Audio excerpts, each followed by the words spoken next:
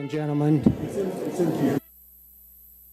Good evening, ladies and gentlemen, and welcome to the regular meeting of the City of Irving for November 6, 2025. It's a pleasure to have each and every one of you with us. Shanae, do we have service announcements? No, sir. Okay, then if you would please stand. The invocation this evening will be given by Juan Caceres of the House of God, Open Sky. Good evening, Mayor. Good evening, Councilman. Heavenly Father, we thank you for the opportunity that you give us to be here tonight to meet, to discuss the matters of this city of Irving. We ask you tonight that your blessing and your wisdom, your knowledge and understanding be upon us so we can attend whatever is your will. And so as it is in heaven, your will can be done here on earth in the city of Irving especially. We ask you that we can have the righteousness, the justice, and the understanding to take the decisions, the right decisions, so we can move ahead with every plan, every project that is done here tonight. We ask you and we pray for every family of the city of Irving. We pray for every service member of the city of Irving, that you may protect them, that you may bless them, and that you may guide them in everything that they have. Please open the heavens on this city. Please pour blessings, rains of blessings of this city, and let your will be fulfilled, your peace and your light shine upon this city. We ask you that your Holy Spirit could be breathed upon this city, and life and prosperous city can be rise up in the middle here on North Texas. Thank you tonight, and we pray in Jesus' name, amen, amen. Thank you. If you'd please remain standing, Mayor Pro Tem Crono will lead us in the pledges. I pledge allegiance to the flag of the United States of America and to the republic for which it stands, one nation, under God, indivisible, with liberty and justice for all. Honor the Texas flag. I pledge allegiance to thee, Texas, one state, under God, one and indivisible.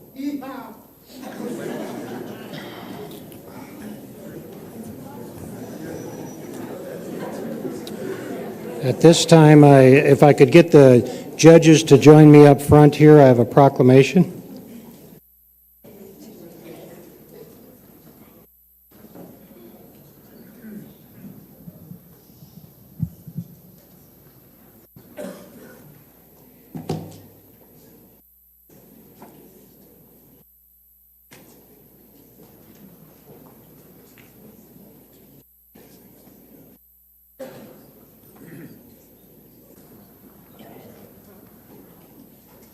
Judge, sorry, sir. You good? You got your staff here? Yes. And get the staff to come up and join us as well. Y'all doing okay tonight? Yes. Y'all doing all right? How are you? Good to see you.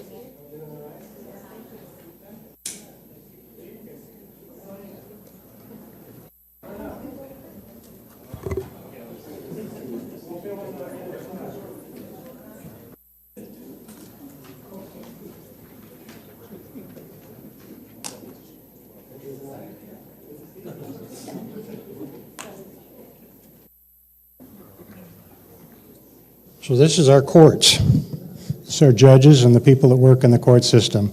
We're very fortunate to have these fine people that work for us. We have a proclamation this evening. Whereas the municipal courts plays a vital role in preserving public safety, protecting the quality of life for residents, and deferring future criminal behavior. And whereas, because area residents encounter municipal courts more often than any other type of court, their experience in municipal court plays a large part in influencing the public's impression of the Texas judicial system.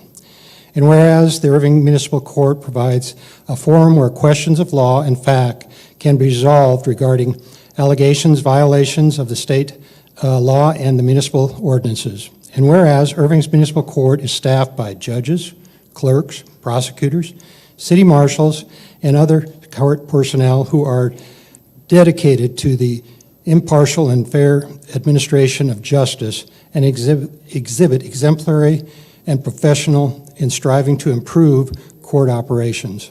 And whereas the Texas legislature recognized the importance of municipal courts during the 88th Legislative In-House Current Resolution 75, signed into law by Governor Abbott on June 9, 2023, designating the first week of November as Municipal Courts Week.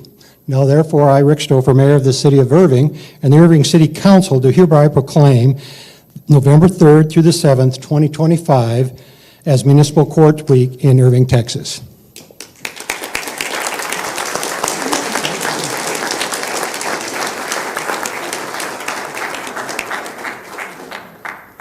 Thank you so much, Mayor.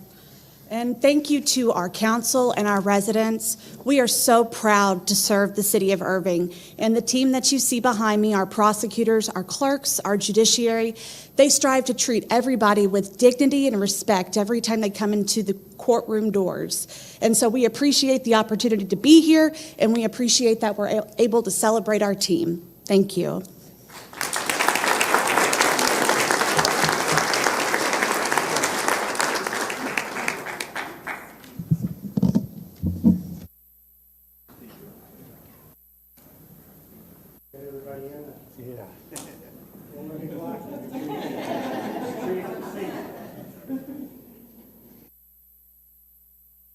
Here we go. 1, 2.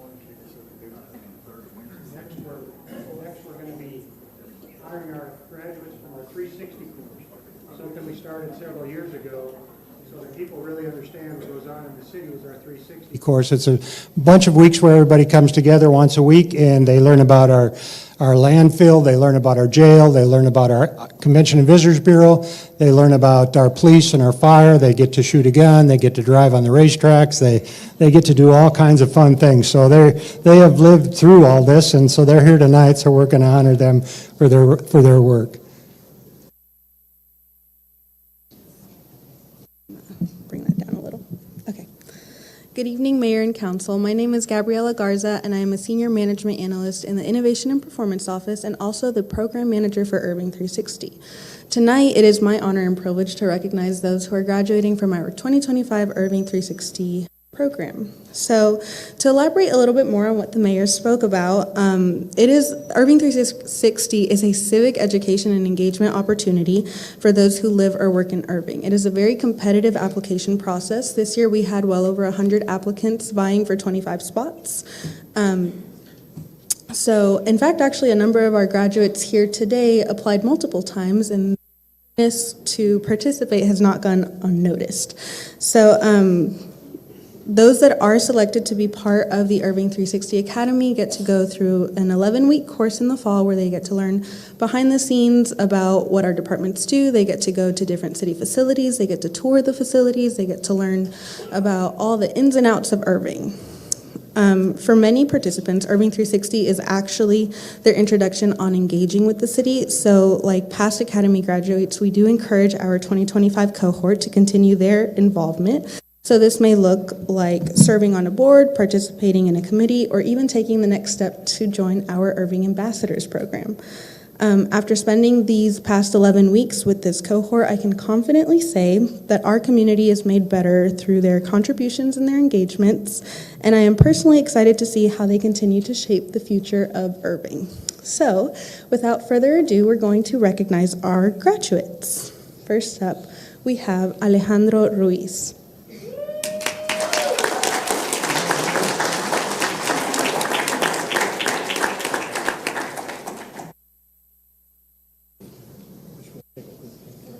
Andrew Denny.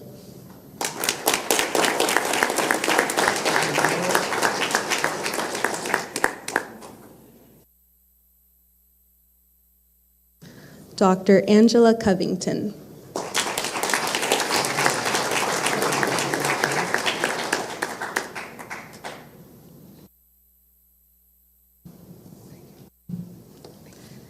Anietia Antia Abong.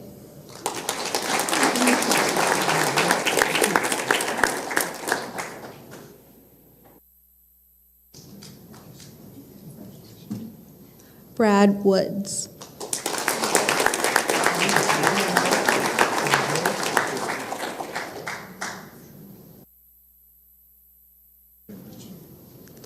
Brenda Bleakney.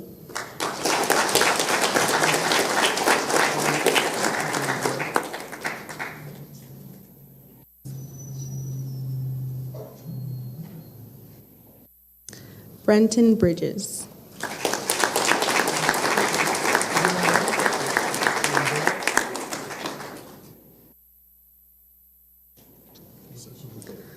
Jessica Krosky.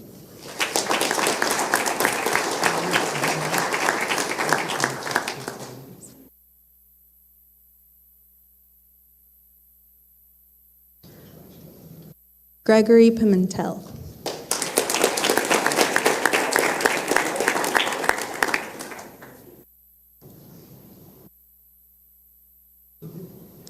Jay Prakash Charavda.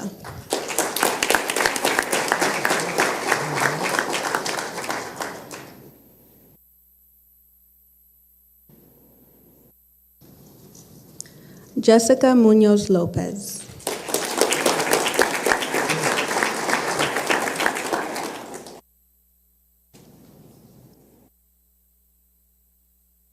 Carla Hester.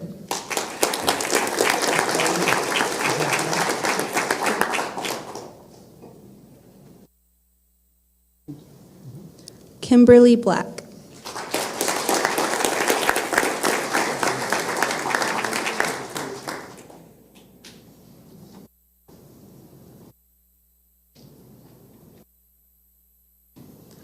Mireya Sanchez.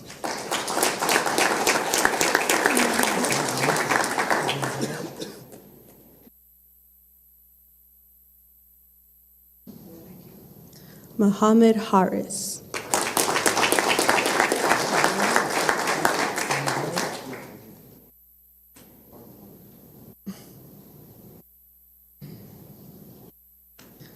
Mohammed Akbar.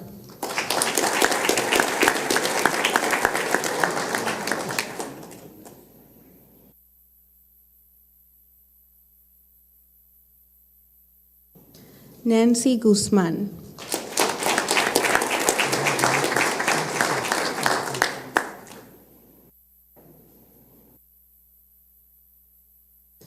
Rachel Harold receiving on behalf of her husband, Philip Harold.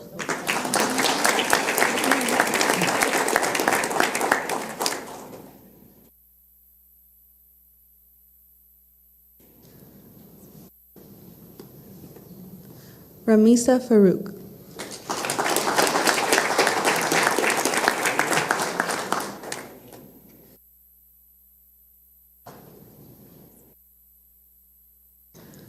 Safi Malik.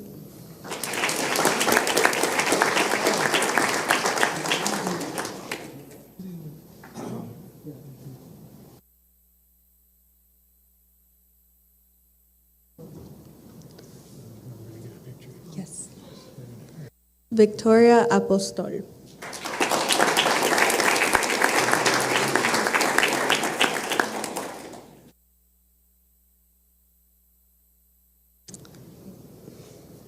I also want to take a moment to acknowledge our graduates that couldn't be here with us this evening, Anita Moreno and Raven Stevens. For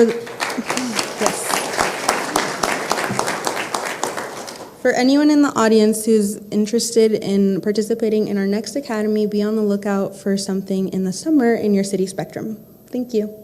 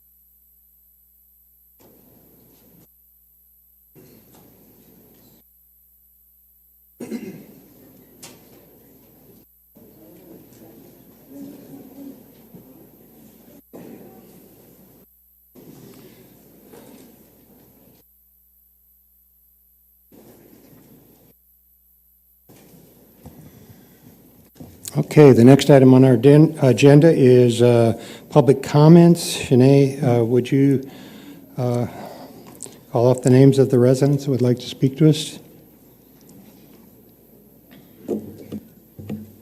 Yes, sir. Public comments provides the opportunity to our citizens to address the council on items that are not listed on the regular agenda. The council will listen, but they will not respond as they are restricted from deliberation by the Texas Open Meeting Act. While the mayor and council may not respond, you are welcome to contact them directly. Their phone numbers and emails are listed on the website, and a meeting can be requested. If your comments require a response, the follow-up will be handled by the communications team. Each speaker will be limited to 3 minutes. I will let you know when 1 minute is left. Please state your name and address prior to comments. A professional presentation is requested. Any handouts you wish to provide to the council members should be given to the police officers on either side of the chamber. Please do not approach the dais. Our first speaker, and no, we don't have any open seats. All right, our first speaker is Rhonda Oliver, and on base is going to be Molly McElmel.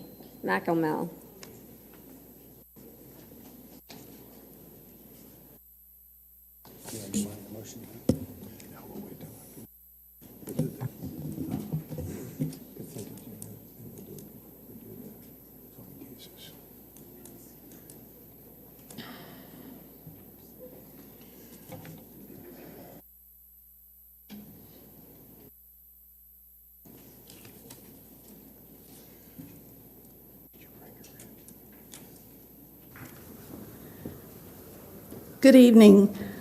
My name is Rhonda Oliver, and my address is 1012 Sherry Lane, Irving, Texas, 75060. I want to talk to you about the house at 3200 Gale Court, which is diagonally across the street from me. Since purchased in February 2025, this house has been converted from a 4-bedroom home to a 9-bedroom short-term rental property. Interior walls were added to increase the number of bedrooms, with each bedroom door secured by an electronic lock. This was being done without proper permits, causing investigations by code enforcement and the permits department.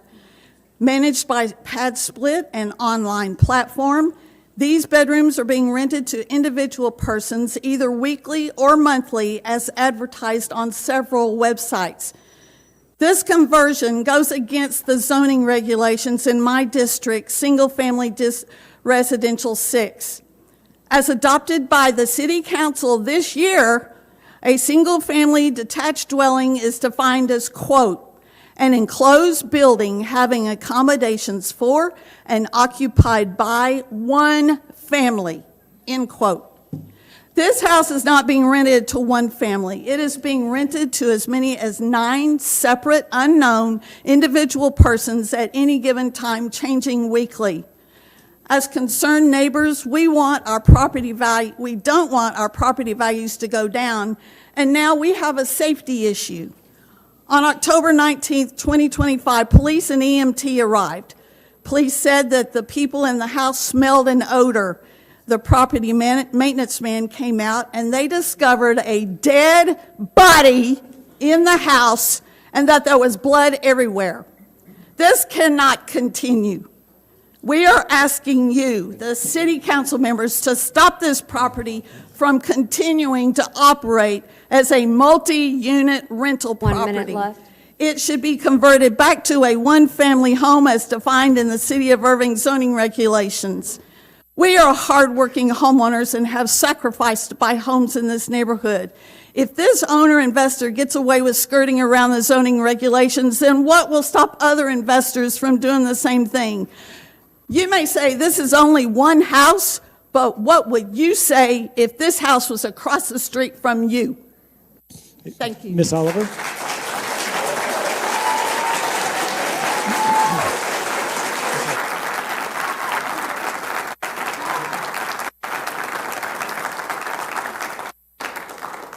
Ms. Oliver, thank you so much for coming down. Back behind you, Shane, if you please raise your hand.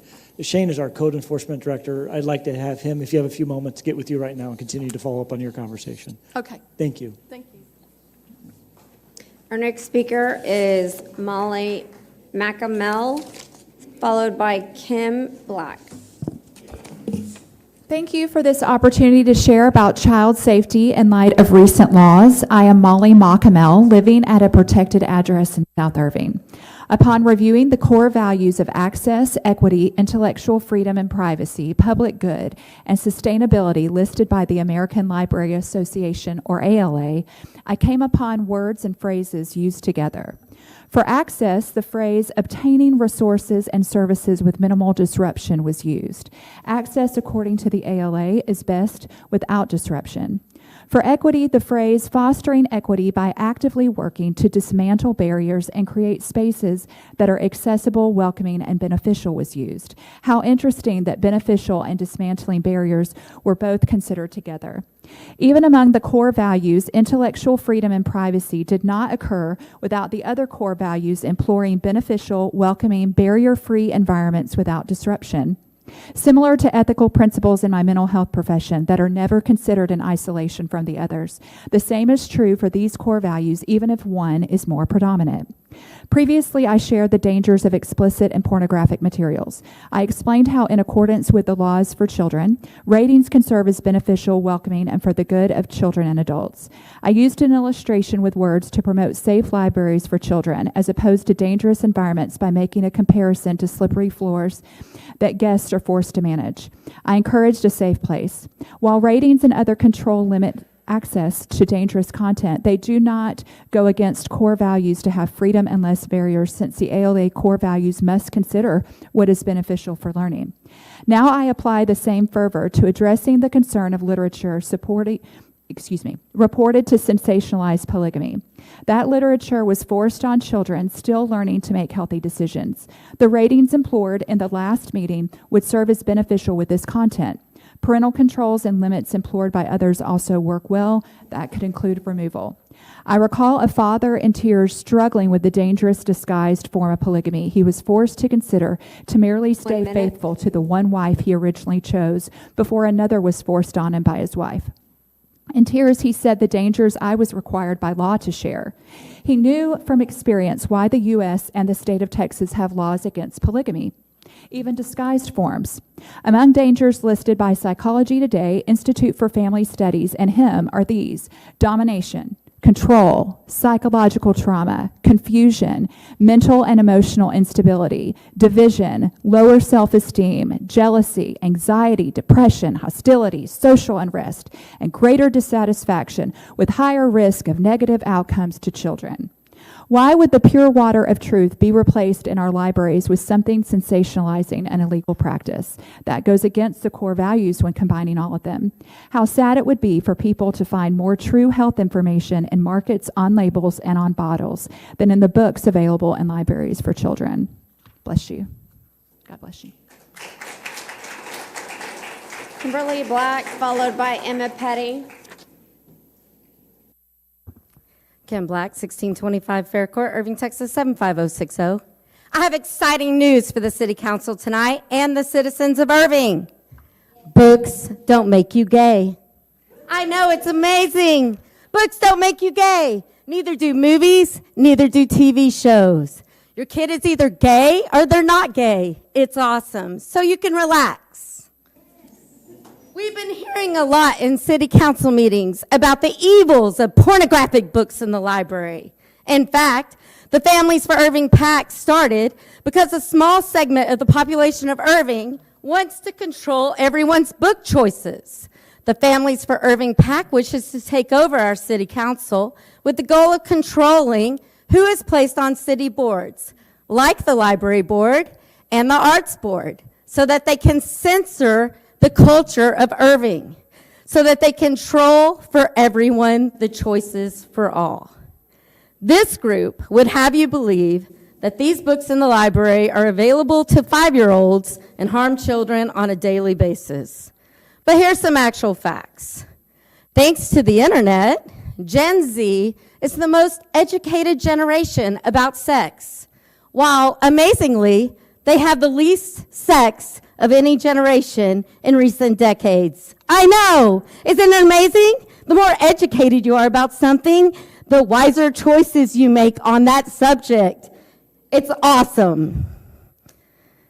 Some experts, from 1991 to 2021, high schoolers that reported not having sex rose from 46% to 70%. Also, Gen Z is great with consent. They understand it, they do it. In the 80s, when I was a teenager, I'm not even sure consent existed. Compared to previous generations, they have less sex, less teen pregnancy, and lower rates of teen abortion. Some experts even cite that the prevalence of pornography online keeps teens from having sex with actual partners for longer. Just saying.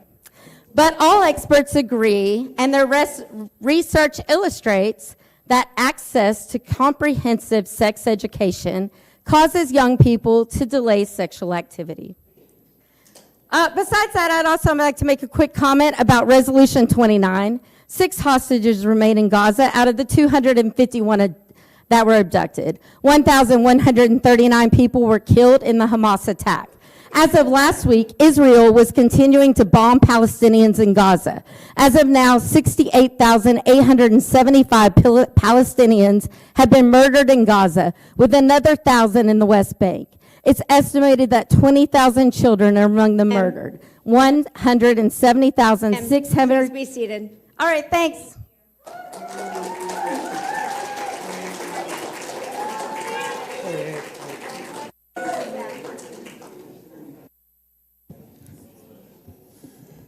My name is Emma Petty. I live at 2805 Wells Road.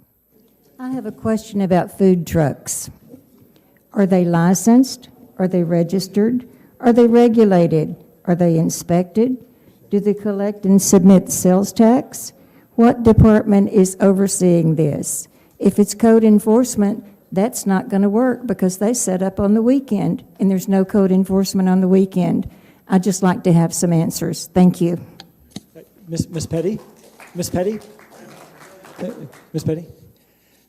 Is Wayne here? There's a large crowd. I'm looking for Wayne Schnell. He's coming.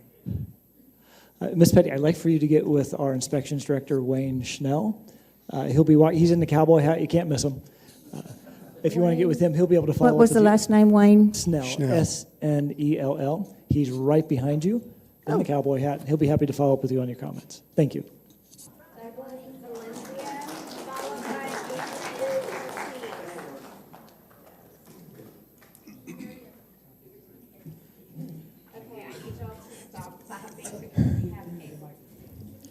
It's on.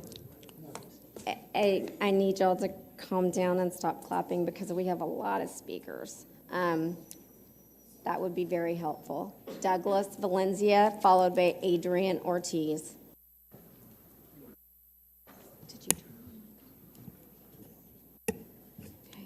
Don't see. Move on. Okay.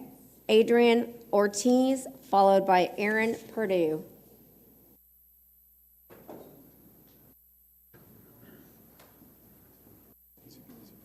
Right here. Good evening, Council. My name is Adrian Ortiz. I live on 410 East 6th Street. I'm here to speak about the homelessness issue that is plaguing on the south side of Irving. So, as of this year, encampments on Pioneer have gone up 50%, and our local parks have seen the influx of homeless people looking for shelter. The city of Irving, up till now, has received a total of about $5 million in different grants, such as the Home ARP grant and the SGCV grant, some of which went to planning, like the shelter on MacArthur, which was shut down. After the shelter was shut down, no further planning for a shelter was proposed. Quarter sweeps took their place instead, and the problem got moved further south. From the $5 million meant to address the homelessness issue, $2 million have been pivoted to a domestic violence shelter. This will not target the homeless individuals on Pioneer or the Continental Park or the Heritage Park, which I have personally seen. It will only alienate them further and move them down south further. Other people have come out to speak about the homelessness near Main Street. We've got business owners speaking of needles on their ground, smeared feces on their buildings, panhandlers driving away their customers, etc. Why hasn't the city used money allocated by these grants to address this issue? We're currently trying to revitalize Main Street, but the homeless will continue to remain around and drive away business.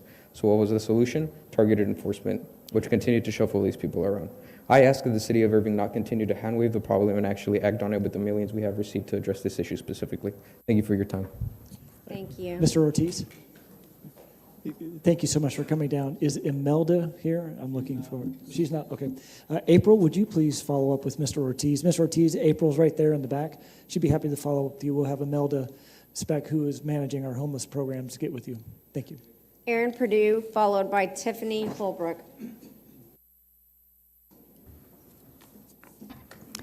Good evening, Aaron Purdue. I live at 2001 Meadow Lark here in Irving. Tonight I'm going to speak about transgenderism and the fact that children are being affected by the books in the library, whether it's about transgenderism or about any of the other topics that are being discussed tonight, especially pornography and things that are harmful to our children. We are all affected by what we read or hear on TV or the news, and of course children are very much affected by this. Transgenderism is being promoted in the Irving libraries. This false information is being taught through books to children from ages toddlers to teens. They are filled with misinformation on where to get hormones and sex reassignment surgeries. These books do not mention the consequences of disrupting a growing young person's normal hormones and life, changes that cannot be undone sometimes. It's interesting that we do not carry any books with the true stories of those who have left the transgender movement because they were so disillusioned with the results. Often children have feelings like, oh, I might be a girl today when normally I'm a boy. These will pass, as psychologists have told us. Okay. These children realize how flawed their decision was, deciding to mutilate their bodies by the hormones and the surgeries.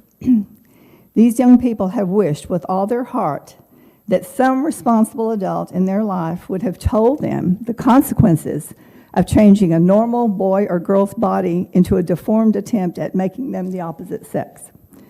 Adults like their parents, medical doctors, and even pastors have shirked their responsibility to tell these children the truth about retaining your normal biological gender, the one God gave you, and how healthy and normal that is, especially with regard to mental health.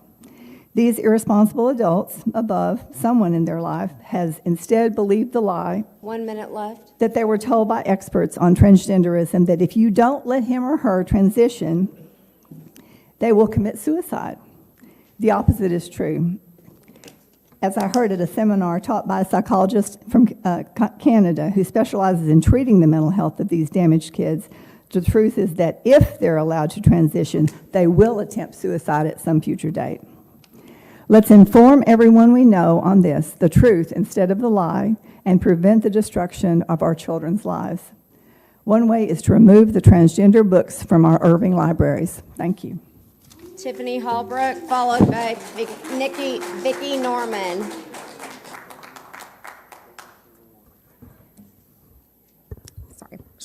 Sorry.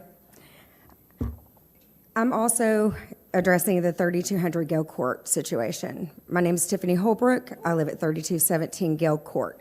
Mr. Canosa, we are your district, so I would love your attention. This has become a big problem for the city of Irving, not just Gale Court. This is affecting houses and neighborhoods across our city. I'm a 57-year resident of Irving, Texas, being in my house for 21 years. And this is causing me to have such a shake in my foundation of our city. I pray for our city. I have faith in our city, but I'm very shaken because this was allowed by code enforcement to slip through the cracks. The renovations were filed fraudulently by this couple in your packet. Take this home and read it. I'm not going to go through the whole thing, but I want you to, as you read through, would you want this in your neighborhood? Because I don't have a safe feeling in my own home anymore. But this is the face of a destroyer of neighborhoods. They look like an everyday family of four, but they are going around buying houses through the city of Irving and turning them into 9-bedroom Motel 6 style properties. We don't know who is in the house. There's no credit checks, so therefore there are probably no background checks. Are we living next door to murderers? Are we living next door to pedophiles? Who are we living next door to? I had an uncle that was murdered in the 90s, and those times were much better. This is very frightening for our city. Mr. Canosa, these are the people of Gale Court. We are asking for the city's help in shutting this property down, as well as taking a hard look at is this what we want our city to be remembered for or known for? This is not the Irving I grew up in. This is not the Irving I want to retire in. Thank you. Thank you.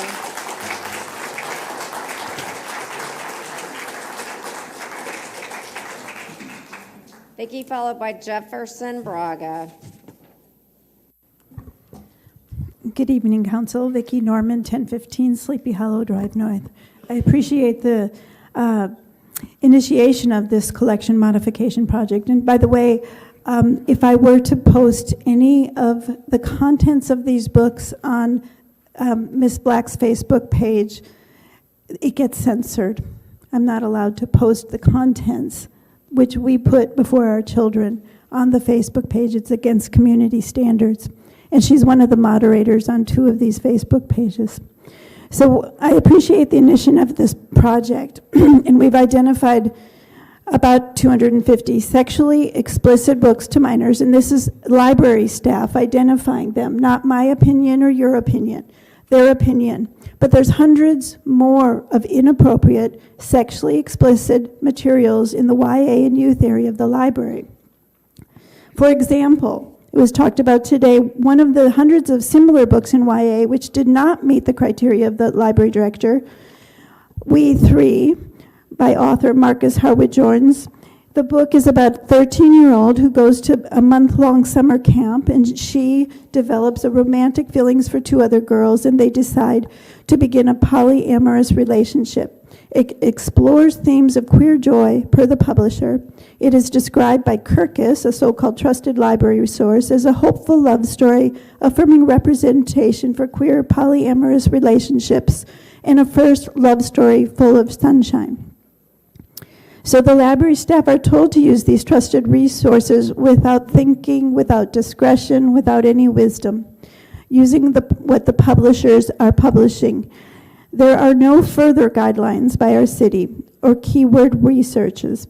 When Jack of Hearts was objected to, these same sources, we've got biased resources. For instance, Media Source owns both Hornbook and School Library Journal. Publisher Weekly shared the editorial director with School Library Journal, and Booklist is owned and published by the ALA. And Voya allows authors to purchase reviews of their books. So that's not very objective when an author can purchase a review. And Voya also has a professional book called Sex in the Library, A Guide to Sexual Content in Teen Literature. So we ask for more specific guidelines in the collection for youth, and that we use keyword researchers, sex positivity, queer joy, polyamory, sadism, all of these things that are in these books to children as keywords in order to not have these books to children. Adults is another thing, and we haven't talked against how people identify or the diversity 3 in our minutes. culture. Thank you, Vicki. Thank you. Our final speaker is Jefferson Braga.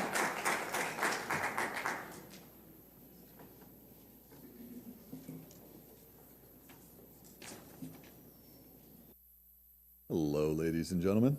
Good afternoon, good evening. Name's Jefferson Braga. I'm at 1327 Etain Road, Irving, Texas. Tonight, I'm not here to talk about the naughty books, okay, which I think should be out of the library, okay? I'm not here to talk about DART and how I think it's very important to have DART around because there's a lot of people that use it to and from work, and just as a level of transport in the city, it should be there's simple things that can be improved, right, around DART. I'm not here to talk about that, okay? I'm here to talk about Arbor Day, which is coming up on November 8th, all right? Here in Irving, we've got tons of trees, but we could use some more. We have pecan groves, we've got figs, we've got mulberries, we've got a whole bunch of good little patches that we can spread around. And I welcome you, if you have some trees or some seeds left over, bring them out to Arbor Day. It's on here on the green, okay? And share them around, put up a little table, put up a little spot with the family. And you'll also see our trailer there with some seeds as well. There's another Arbor Day if you're on the other side of town, over in Holtom City, North Park. It's on 820 and Denton Road, okay? It's a big event happening for 3 days, this Arbor Day, sponsored by the Chamber of Commerce. And they're going to have tons of trees being given away. Their goal was 30,000, but we're not going to get there. We could use some help. But we're looking for thousands and thousands of trees to be given around this time of the year and for spring. Right, this time right here, trees are at a prime, and you can also keep them alive with a little greenhouse, mulch a little extra, learn a little bit, and get the family going for spring. And yeah, that's really what I had. Thank you very much. Come out on Arbor Day. Check out the Holtom City one. It's going to be a big event. You get to park at different parks, and you get shuttled in. And there's a whole bunch of different businesses giving away things. And I think that's a beautiful thing. I think if the businesses around DFW and Irving in particular, and then maybe this is the point, where the city finds its place, its heart. It's what does it want to do, for the citizens. A lot of people come with complaints, or a lot of people come with different feedback and things, and how do we actually roll them up and care, about them. That's Irving Cares and a whole bunch of other good organizations. I feel like there's a whole bunch we can do. So thank you very much. Take care, guys. Have a good night. Thank you. Mayor, that completes our public comment. That completes the public comment portion. Okay. Thank you, Shanae. Chris, do we have a city operations update? No, sir. Okay. The consent agenda is next on the item. It's items 2 through 27. Are there any items the council wish to pull? If there is, please let me know. If not, I'd entertain a motion. So moved. We have a motion and a second. Would you please vote?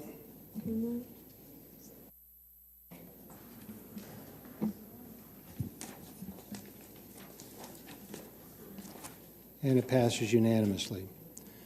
We are going to go to our zoning cases next, which are items 31 through 40. At this time, if there's anyone that wishes to speak for or against any of the items on our zoning cases, if you would please stand and be sworn in by the city secretary. Shanae Jennings. Please stand and raise your right hand, and I will swear you in. Everybody who's speaking is standing? All right. Do you solemnly swear or affirm that all statements which you will make tonight to the City Council of the City of Irving will be the truth and nothing but the truth? Thank you. You may be seated.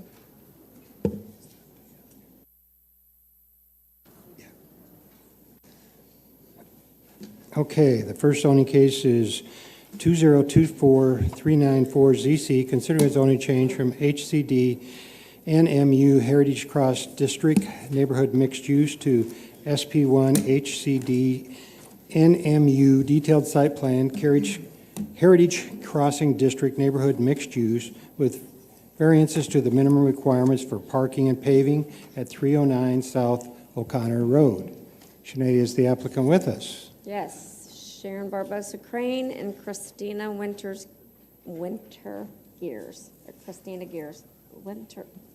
Christina Winters. Good evening, Christina. Hi, how are you? Good. This is, it's long ways, honey. Let me just make sure. There we go. We got it. She's got it up.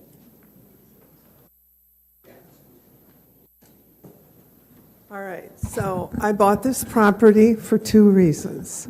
Number one, I sold my business of 35 years, and I wanted to have offices that were in Irving, in South Irving, because I really believe in South Irving and its development. So I want to put my business offices, the Revolution of Achievement, in that building. The second reason is it's a heritage home built in 1919.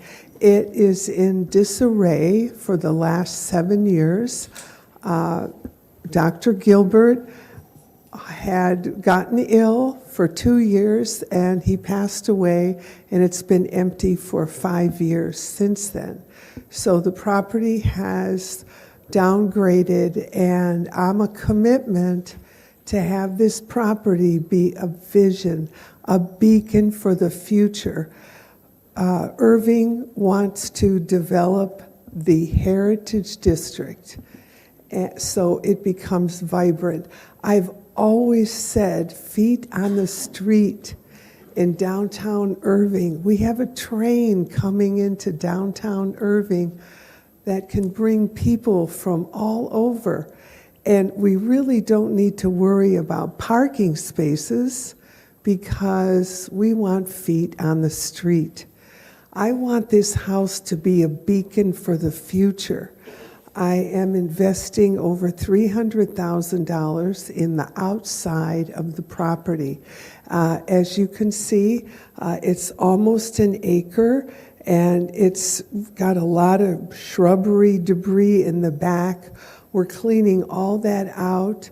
We're digging up the grass, putting in a sprinkling system for the whole area, and sodding with doja grass. Doja grows in any area under any circumstances. I'm also putting in lighting. I am putting in 16 new trees, taking out the dead trees, putting in 30 white yuccas and 27 red yuccas, and pebbling the driveway, which was at one point pink quartz, light pink, not bright pink. So that's going to be dug out and redone. We're removing a lot of trees, having the house repainted, first repairing a lot of the wood that has gone again in disarray for a long time, and repainting the property, and replacing the chandelier that has been missing for years that hangs from the front porch.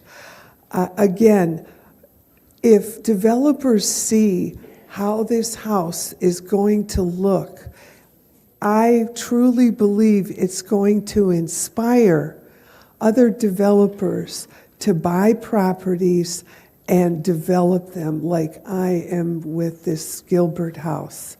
It's on the Federal Registry and the State Registry, and my intention is to support your goal of building a city in downtown Irving that people can come to and visit, and eventually in 10 years to actually have them come and visit all of the other areas that we have. We have Chinatown, we have Vietnamese Town, we have a beautiful temple way in South Irving that can definitely be a draw for people to come and tour. I just have always loved my city. I've lived here 38 years, and I'm asking for a variance on parking. We have a 2-car garage, and we have a very long driveway. And the 3 spots, it's just going to be me and my assistant in the house, and I want a variance on the driveway with the pebble. Pink quartz. So, and no ADA. because I do not want to ruin the actual property itself. If we did anything like that, it would actually violate the heritage declaration that is posted on the Federal Registry and the State Registry. I appreciate your consideration in granting me these two variances. Thank you. Thank you, Christina. Did we have anyone else signed up, Shanae? No. Okay. Any comments from the council? Al? First of all, thank you, Christina, for setting the pace down there, because we've needed the kind of support to really develop that part of our heritage district. So thank you very much, and I intend to support you. Thank you. David? Yeah, thank you, Christina, for helping redevelop the area. What you're doing is great, and I love the gravel driveway. And with all those trees, you might want to grab Jefferson back here and get you some mulch. He knows all about trees, and get some seeds from him, too. But thank you for being here. So you want to make a motion, David? Motion to approve. Al, or Luis seconds it. Would you please vote? And it passes unanimously. Okay, item number 31 is ordinance 2025-129ZC, considering a zoning change from R6 Single-Family Residential 6 to SP2 R6 Generalized Site Plan, Single-Family Residential 6 with variances to the minimum lot width and minimum lot area as required by Section 5.3.2, Single-Family Residential Lot Size Compatibility at 906 King Avenue. Sinead, do we have the applicant with us, or? Yes, we do. Murtaza Mahawala. Hi, good evening, everyone.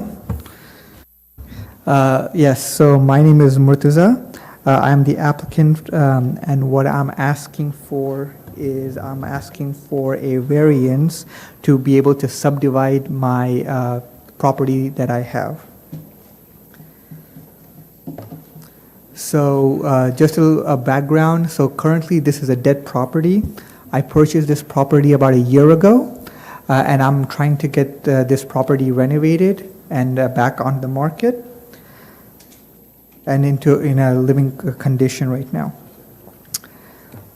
So this is the surrounding, so that's my property in orange and the surrounding properties around that. And as you can see, my property is sort of the odd one out. It's a very large property, and I'm trying to make it uniform with all the other properties around it. And I worked with the P&Z council. We went back and forth, and we have come up with a reasonable compromise that will benefit the community. So this is what we have compromised on, to be able to split the property in three sections. And as you can see, this basically isn't anything out of the ordinary. It basically becomes uniform with everything that's around it. And this is going to greatly help me to be able to develop on that property and also get increased housing for the city of Irving, which is a very big positive for Irving. So again, my ask is for the city to grant me the same permissions they have granted my neighbors to be able to do this. Take part in the 63. I'm open to any questions you guys may have. Sinead, do we have any other speakers? No, sir. Any questions? Is that the number we got when we moved them over? We took some from 63 and added it to 57, or? Yes, so I had a different plan, but I worked with P&Z, and they wanted me to increase the track 2 from 55 to 57. And then for the the track 1, which is the 55, it's hard for me to increase the track because of on track number 3 there's an existing the property. garage. Yeah. Yes. Okay. And yes. Thank you. Are there any other questions, Mark? No, I appreciate the work you did with the P&Z to come to this compromise. I know initially you had a T shape in there, and having the 3 parallel lots is a lot better for the future of the community, because you don't know what's going to happen as far as like when these lots get sold later on down the line.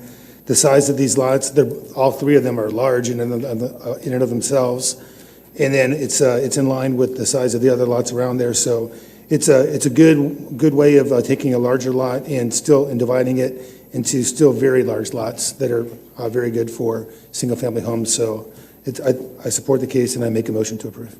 As modified by the P&Z, just to be clear about that. Adam, did you have a comment? I did. I had a question. The public comment forms, the count was 2 in support and 7 in opposition.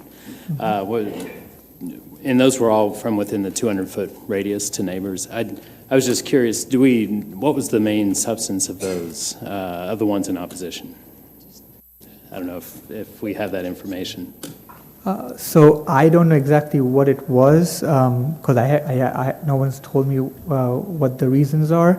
I know that, so I have a letter here. This letter was sent out by someone to everyone in that area. And the 3 things that this letter pointed out was if this was allowed to be done, the property value would go down, which is not true. It would actually increase the property value.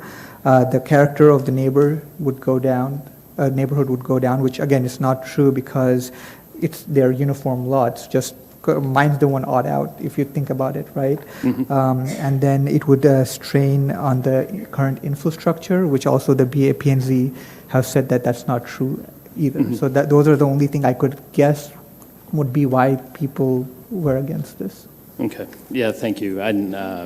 We probably should have brought this up in work session, but just because the neighbors in opposition, I appreciate what you're doing in the character of the lot, but I'm not going to support this case. Thank you. So we have a motion. Do we have a second? Dennis. Yeah, I'll second it. Just a couple of comments. You know, I grew up in Bear Creek. If everybody know anything about Bear Creek, we had very large lots in our community. You go out there now and you look at it, we've got a lot of smaller lots. A lot of times, you know, we hear people in our city say, you know, we want more grocery stores, we want more restaurants, we want more all of this in South Irving, but there's not enough density in there to justify that by a lot of people and retailers. So, you know, I'll support it because the more affordable housing, first of all, we can get is better. Number 2, for the people that live in South Irving, if you want to get more development, you've been blessed for years to have large lots and large lots around you, but what you need is not large lots, you need people. And you need people with disposable income moving into your city. And the only way you're going to get that is either you're going to have to do it by multifamily, which that's a bad word in our city, or you're going to have to do it by allowing some of these larger lots to be subdivided into smaller lots so that you can get more people. So for that, I will support this case. Okay, we have a motion and a second. Would you please vote?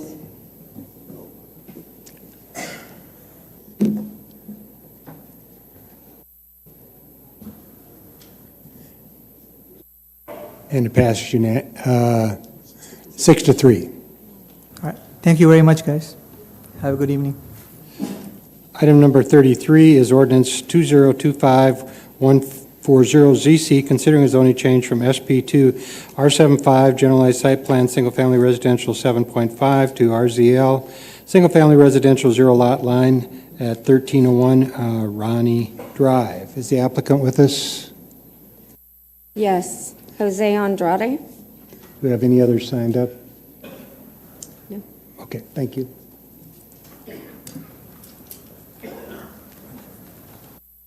Good evening. My name is Jose Andrade, and she's my daughter. She's going to be translating for me. Okay, Sure. then you get 20 minutes to present. My name is Shandes Andrade, and I'm here today with my dad, Jose Andrade, who lives at 2606 Circus Drive, Irving, Texas, 75062. I'll be translating and presenting on his behalf. We are here to request approval for a reasoning of a property in the city of Irving. The land is currently designated as R7.5, which allows for single-family residential. However, due to the size of the property, we are proposing to rezone and subdivide it into 3 separate lots, each with RZLA designation. Our intention to make better use of the land while maintaining the existential residential character of the neighborhood. There are already several lots nearby that are similar in size and layout to what we are proposing, and which shows that this type of subdivision fits naturally within the area and would also work closely with the city to meet all the requirements. And this will allow for the community to bring more people. We appreciate your time and consideration of this request, and we're happy to answer any questions you may have. Thank you. Are there any questions from the council members? Seeing no questions, are there any motions? We have a motion and a second to approve. Would you please vote?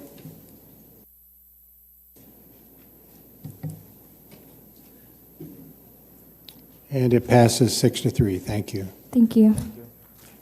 Got it.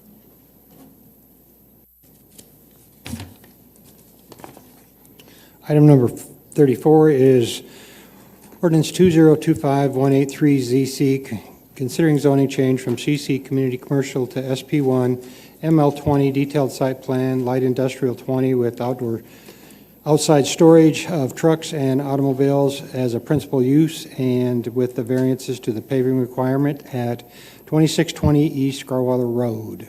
Good evening. Good evening. I'm Mark Cohen, Centerpoint Commercial Properties, 5330 Alpha Road, Dallas, Texas. Can you please move the microphone closer to you? Is that better? Yep, thank you. Yes. Do you want me to repeat that? you. Should I repeat that?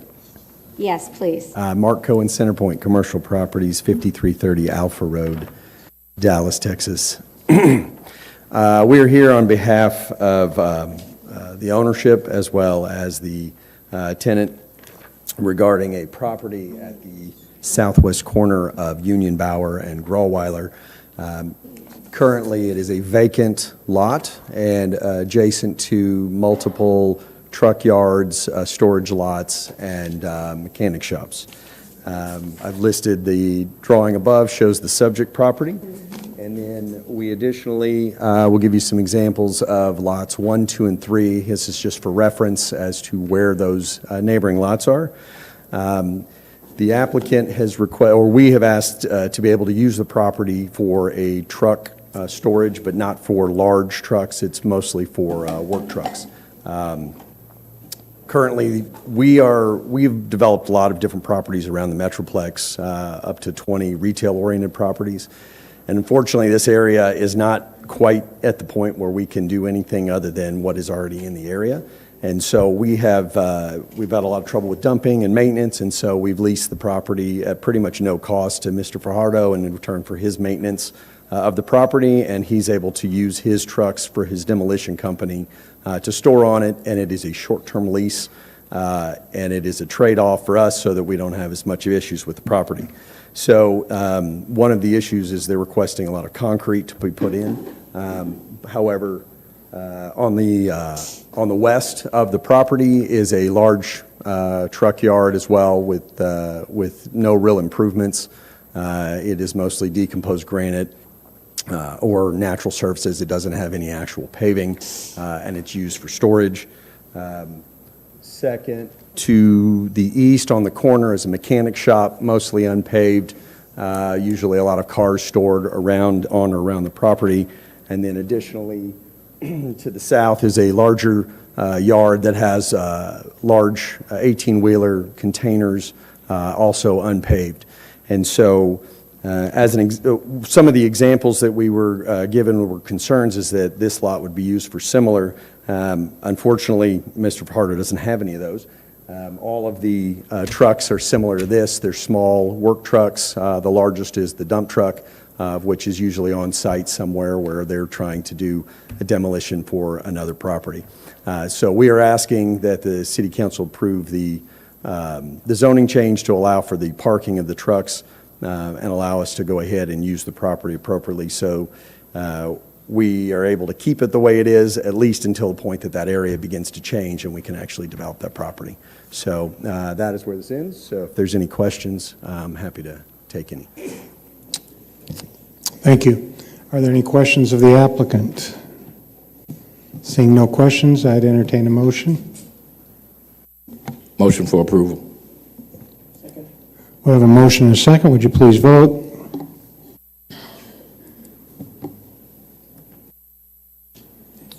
And it passes 6-3. Thank you.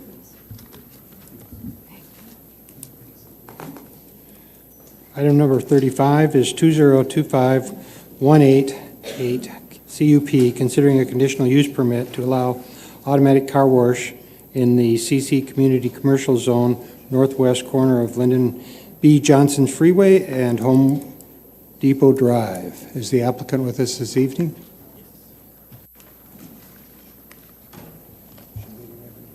Good evening, Mayor and Councilor. My name is Andrew Yo, 6814 Clear Spring Circle, Garland, Texas. I'm here to represent the ownership for this project. I'm the civil engineer, and I'm here to answer any question from the councilor. Thank you. Sinead, do we have others signed up? We have others signed up, but I apologize, they do not want to speak. Okay, would you just, 1, 2, And I'll 3. read them in the record. Michael Booth and Gopal Rai. And they were 4? One is 4. Both are 4. Okay, thank you. Are there any questions of the applicant? Al? Would you restate your name and? Andrew Yo. Are you the owner? I'm the engineer. I represent the owner. Okay. I'd like to hear from the owner. Yes. Yes, sir, Mayor and Councilman. My name is Gopal Rai. I live on 7500 Summit View Drive, Irving, Texas. Sir, if you have any question, I'm ready to answer. In talking to you a little bit earlier, you had mentioned you have other car washes, am I correct? Yes, sir. We are building in Lancaster, Texas, Forney, Salina, different places. Yes, sir. How many are in the immediate area of 635? Sir, we got only one. This is the one we are building right now, Okay. the first one. Thank you. Yes, sir. Any other questions of the owner or the applicant? Seeing none, I'd entertain a motion. Motion to approve. We have a motion and a second. Would you please vote?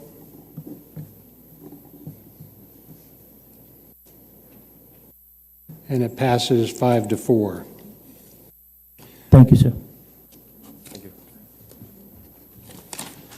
Item number 36 is 2025279 SFP, considering a special fence project plan for an 8-foot-tall fence within the required side setbacks on a reverse frontage lot at 1614 Arcadia Lane. Is the applicant with us this evening?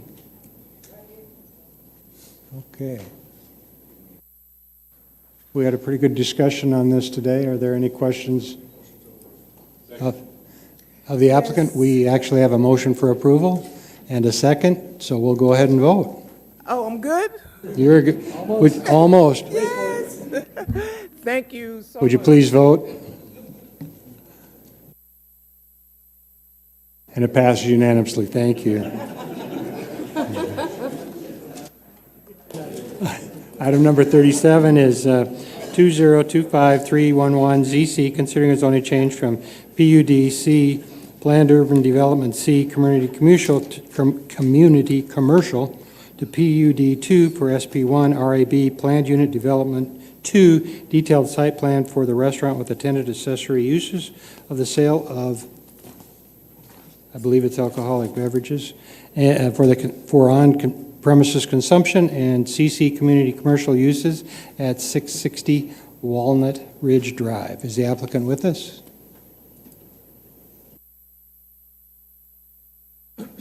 Good evening.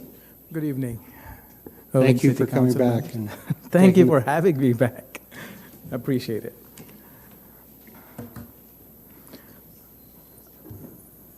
So should I start explaining myself, please? So this property of mine, ours, me and my wife, it used to be a Bennigan's. From 2006, it had a fire. We demolished it. And in 2023, sorry, my name is Ravi Godia.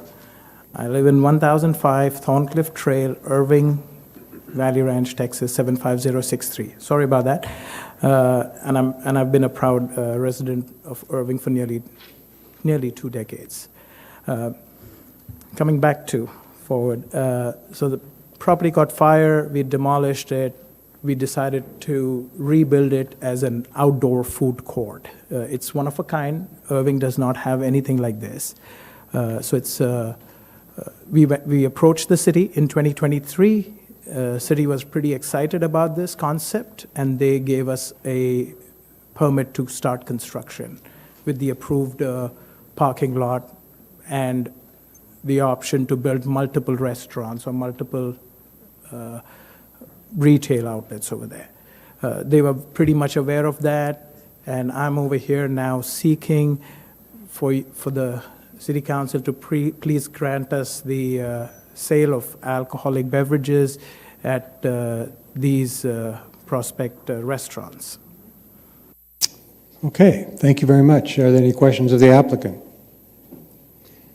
Seeing none, I'd entertain a motion. Al? Hey, Jocelyn, can I ask Jocelyn to come down? Sure. Jocelyn, where are you? She's coming from the back. And Mayor, Council, as Jocelyn is walking up, just a reminder, this item does require a supermajority vote because there is more than 20% opposition.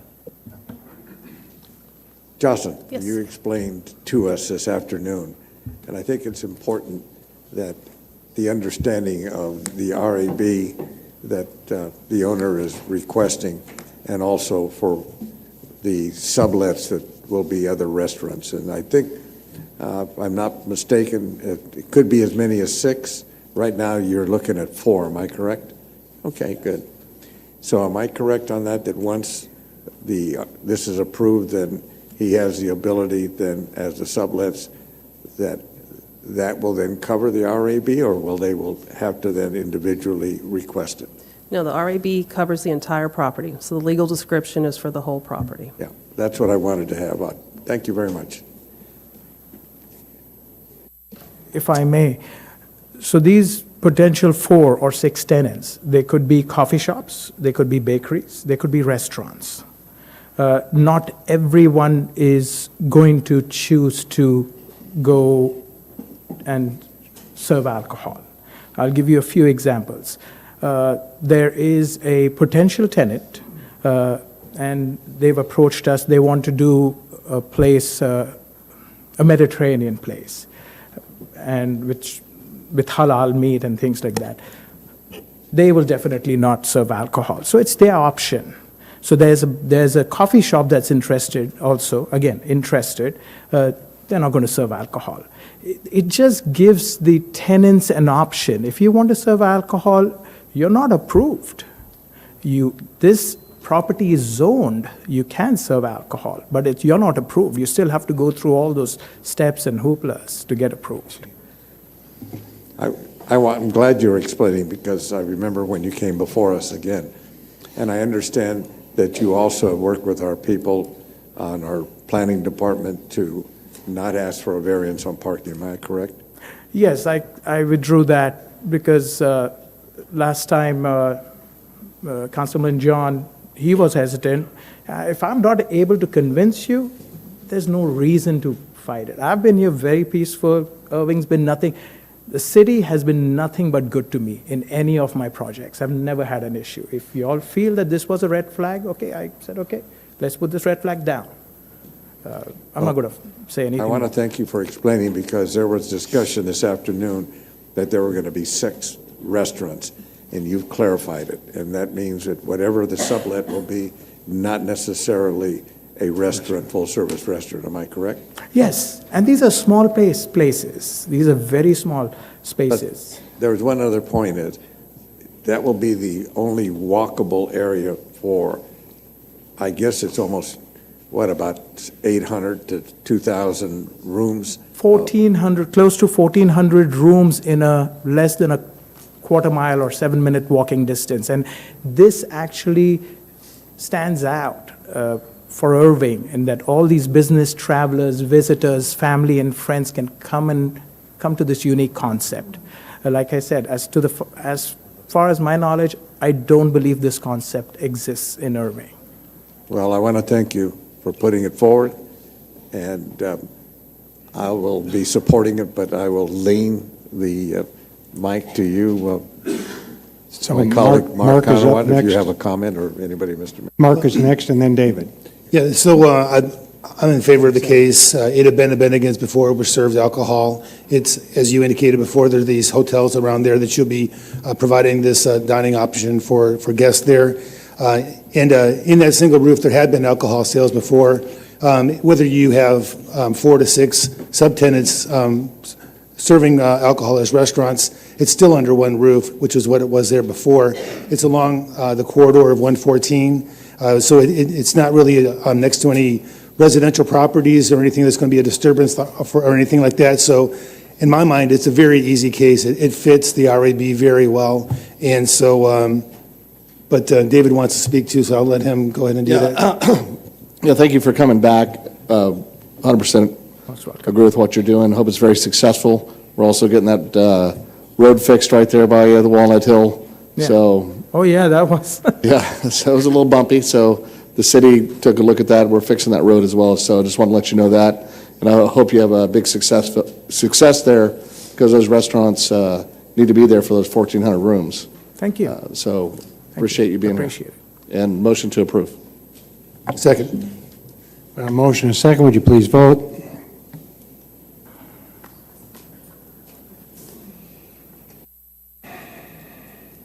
And it passes 7-2. Thank you, sir. Thank you so much.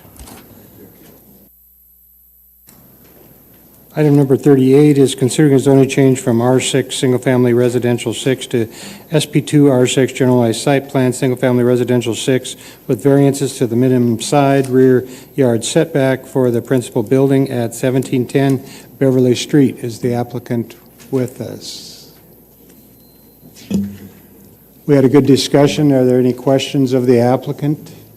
We have somebody else here to speak, and I don't know if they're with the applicant. Joan? Joanne? Joan? That's the next case. Okay, 39? Yes.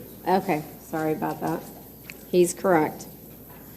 There's no, Mark. excuse Motion me. to approve.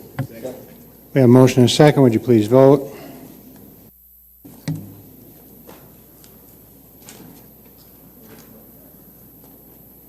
And it passes unanimously. Item number 39 is considering a zoning change from SP2 Generalized Site Plan Freeway to Commercial Parking Facility Uses to SP2 FWY Generalized Site Plan Freeway with Commercial Parking Facility with buses and van sales, service, rental, and lease uses, and a variance to the parking setback from adjacent streets, 7650 Esters Boulevard. The applicant is with us. Good evening, Mayor. Good evening. I'm Mike McGee. I represent the applicant, and good evening, council. Thank you for considering this case.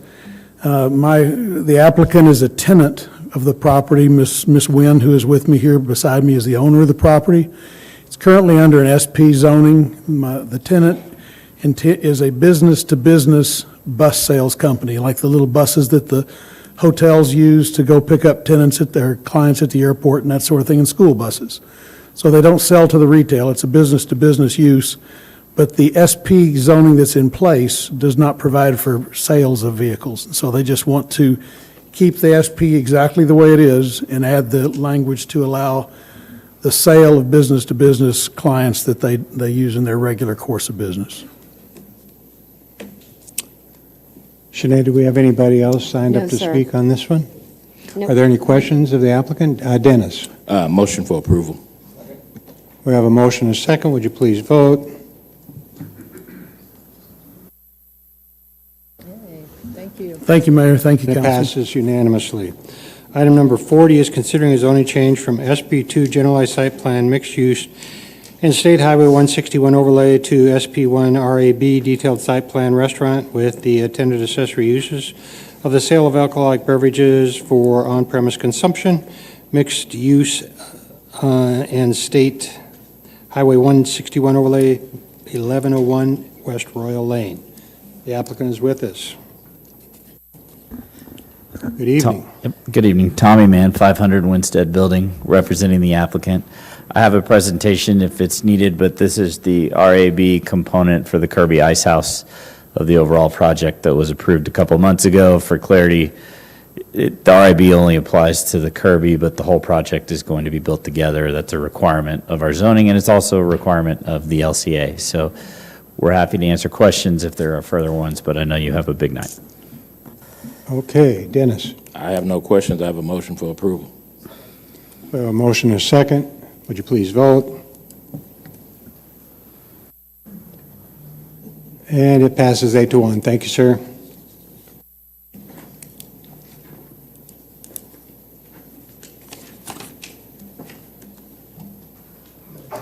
We now will go to the individual considerations. Item number 28 is a public hearing and resolution to receive citizens' comments on the use of a portion of Tim Markwood Park for drainage improvements near and under South MacArthur Boulevard related to the West Irving Creek Channel Improvements Project for Phase D from Oakland Road to Rogers Road. Sinead, do we have anyone signed up to speak on this? Let me get my documents together.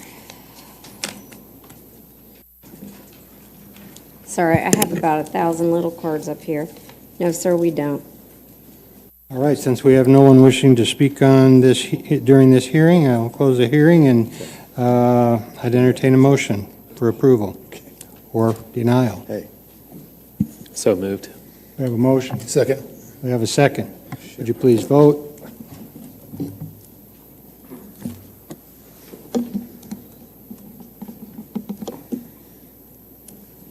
And it passes unanimously. Item number 29 has been pulled. We do have two people who signed up to speak. Do y'all will still wish to speak? That's George Kuba and Ken Limberg. I'll pass. Okay. You wanted to speak. Okay. This is George Kuba.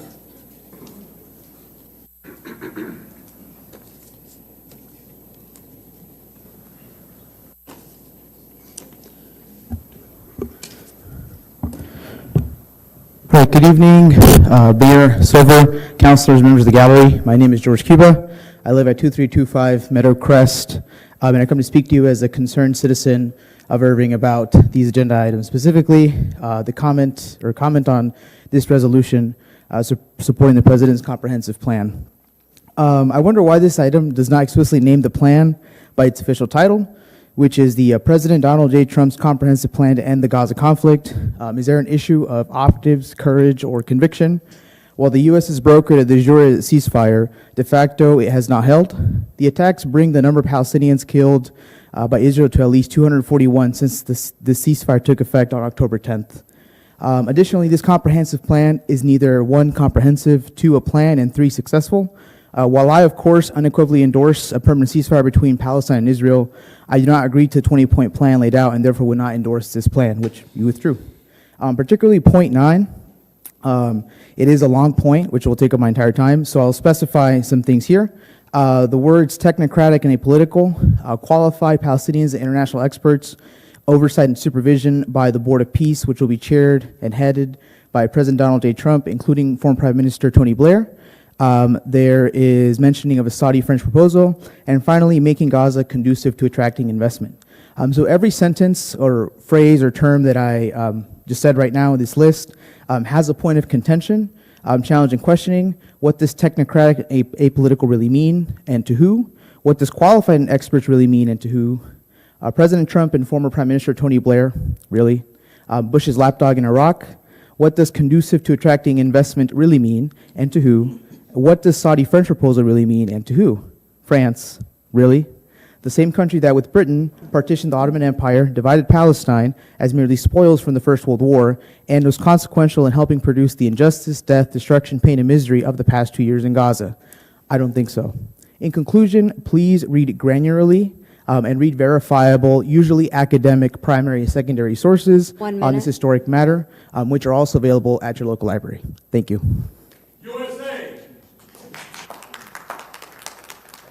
Al? Al? Thank you, Mayor. I'd like to make a very declarative statement. In the Sudan and Nigeria, we have terrorist Islamic jihadists that are in a genocide war against Christians. Both what has just been talked to and what I'm just saying is way above our local municipal area responsibility. But we both understand that in these kinds of discussions, it's really talking about what is the right way and how we can be together. My personal opinion is, my focus is what's best for the people of Irving that we represent. This, on the international sector, I don't care if it's at the congressional level or it's in the White House or wherever it is, but at the end of the day, this does not have a place here. And I'm making that very clear.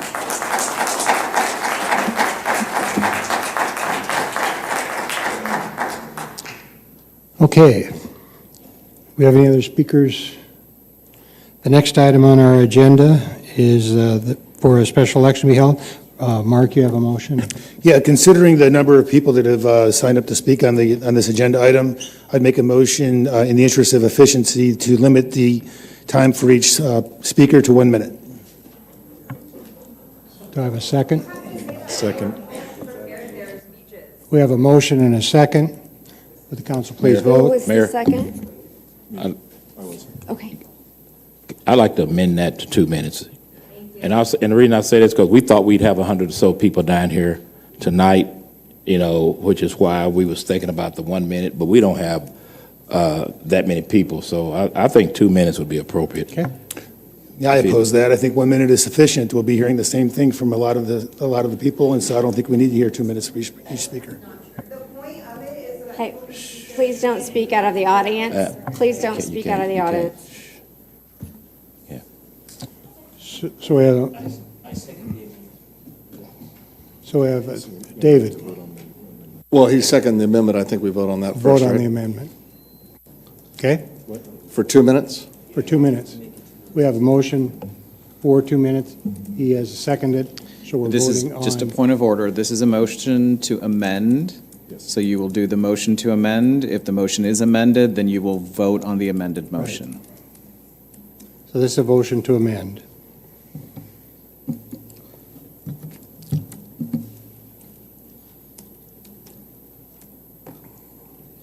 And it passes. Right, So now we will vote on the motion. That's correct, Mayor. 2 minutes. Who makes the motion? It's already moved. Dennis made the motion. Now we vote for it. Okay. Would you please vote?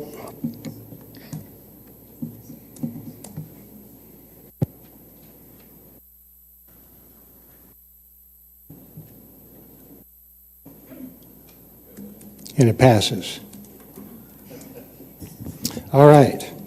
Item number 30 is an ordinance of a special election to be held in the city of Irving on May 2nd, 2026, for the purpose of submitting to the qualified voters the question of whether to continue Dallas Area Rapid Transit DART in the city of Irving, subject to the continued collection of sales tax for a period required by law. Shanae, we have several speakers, so... We do, and I want to ask you again, please no clapping. There was a man who signed up to speak earlier, and I said his name 3 times, and he missed his name 3 times. That's what people can't hear when you're clapping. So I understand There's passionate sides to this, but please, this is a business meeting. Let's act conducive to a business meeting. Our first speaker is Roy Gidding. Our second speaker is Blair Lamorges. I think Roy went home. Did Roy leave? Thank you. Brad Lamorges, followed by Andrew Orozco. Good evening. I'm Brad Lamorges. I live at 200 Hunters Ridge Court, Irving, Texas. Tonight, I rise as a passionate advocate for public transit and as someone who believes deeply in the power of local voices. I urge you to approve the resolution ordering a special election so that Irving's voters can finally decide the future of DART in our city. Let's be clear. I believe that modern, efficient transportation is essential to our residents, our businesses, and our future. But we must also face facts. Each year, Irving spends over $100 million on DART, nearly a quarter of our city budget. Yet according to our own city's resident survey, DART is our lowest rated service, and only 1% of respondents use it daily. That's not good enough. We're locked into a system where half of our local sales tax goes to DART, putting us at a competitive disadvantage compared to non-member cities. And despite all this investment, DART hasn't attracted new member cities in decades. 1 minute. The governance, finance, and service models just aren't working for us. Our residents should have the right to decide if DART is meeting their needs or if it's time for change. And I will assert to you, probably most of the speech is saying, I need to be able to take DART, I need to be able to go to different workplaces, hospitals, whatever, supports my effort that we ought to be spending our dollars locally on good transit that works for us. I am a massive believer in public transit and its role in a modern city, but belief alone isn't enough. We need results. Let's give our voters the chance to choose the future of transit in Irving. Let's vote for change, for accountability, and for a system that truly serves our community. Thank you. Thank you, Councilman Morges. Andrew Orozco, followed by Michaela Thomas. Hi, good evening. I'm Andrew Orozco. My address is 4237 Madera Road here in Irving. I can only speak from personal experience. I've been a homeowner here in Irving since 2018. The DART enriches my life here. It helps us get to Stars and Mavs games. It helps us get downtown in Dallas without worrying about parking or traffic. Personal experience aside, I think it's important for the citizens of Irving to have a say in this because working people use public transit to make this city work and to make this city great. So I think it is something that I strongly believe in. I think world-class cities have robust public transit. I would love to see that continue in Irving, and I think it's important for the people who live here to have a voice on that. Thanks for your consideration. Michaela Thomas, followed by Pamela Floyd. I also speak from personal experience, having used DART for several years to commute both for work and for personal use. I do vote in favor of leaving it to the residents. However, I do have more questions more than anything. Should this get passed and residents vote against continuing DART services, does the council have anything in place to supplement those, especially residents working at the DFW airport, to be able to get to work in a concise, cheap, and very efficient way to go back and forth? Thank you for your question. We are in the process of looking. We've talked to both VIA and Uber to see how we can utilize the services. We are getting bids from them that we would use internally. They also would provide the paratransit as part of their component, and so we would have the ability to operate within the city. We've met with them on several occasions. They're preparing how they would work with us. We've had questions about how Uber would work. On a daily basis, they have over 9,000 people that register within the city every day.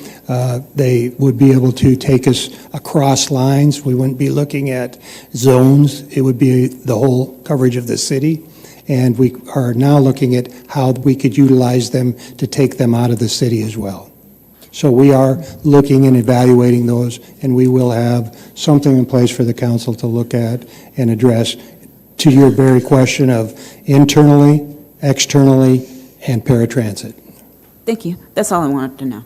Pamela Floyd, followed by Kim Limberg.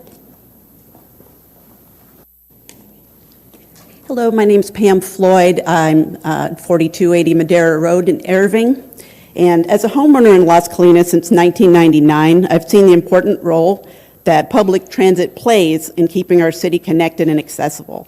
It's crucial to understand the facts we discuss Irving's relationship with DART. Contrary to some perceptions, Irving actually receives more money in DART funding than it contributes. According to reports, the city gets about $123 million returned while contributing around $102 million annually. This means Irving benefits financially from its partnership with DART. Mayor Stouffer, who also serves on the DART board, holds a unique and influential position. Given his vested interest, it would be reasonable to expect him to use this role to advocate for sustaining and improving the transit services that benefit the city and the entire region. If Irving chooses to withdraw from DART, all transit services will cease immediately, the day after the vote. This includes bus routes and light rail, rendering the city significant investments in rail stations and transit infrastructure useless. Overnight, these stations won't function without DART service. Worse, despite ending service, Irving will still be responsible for paying off its share of DART's outstanding debt for many years.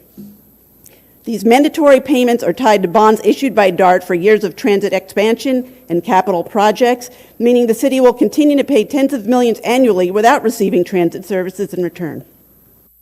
While alternatives like VIA have been proposed, they have not been proven to provide a reliable, scalable, and cost-effective replacement for the comprehensive regional transit system that DART offers.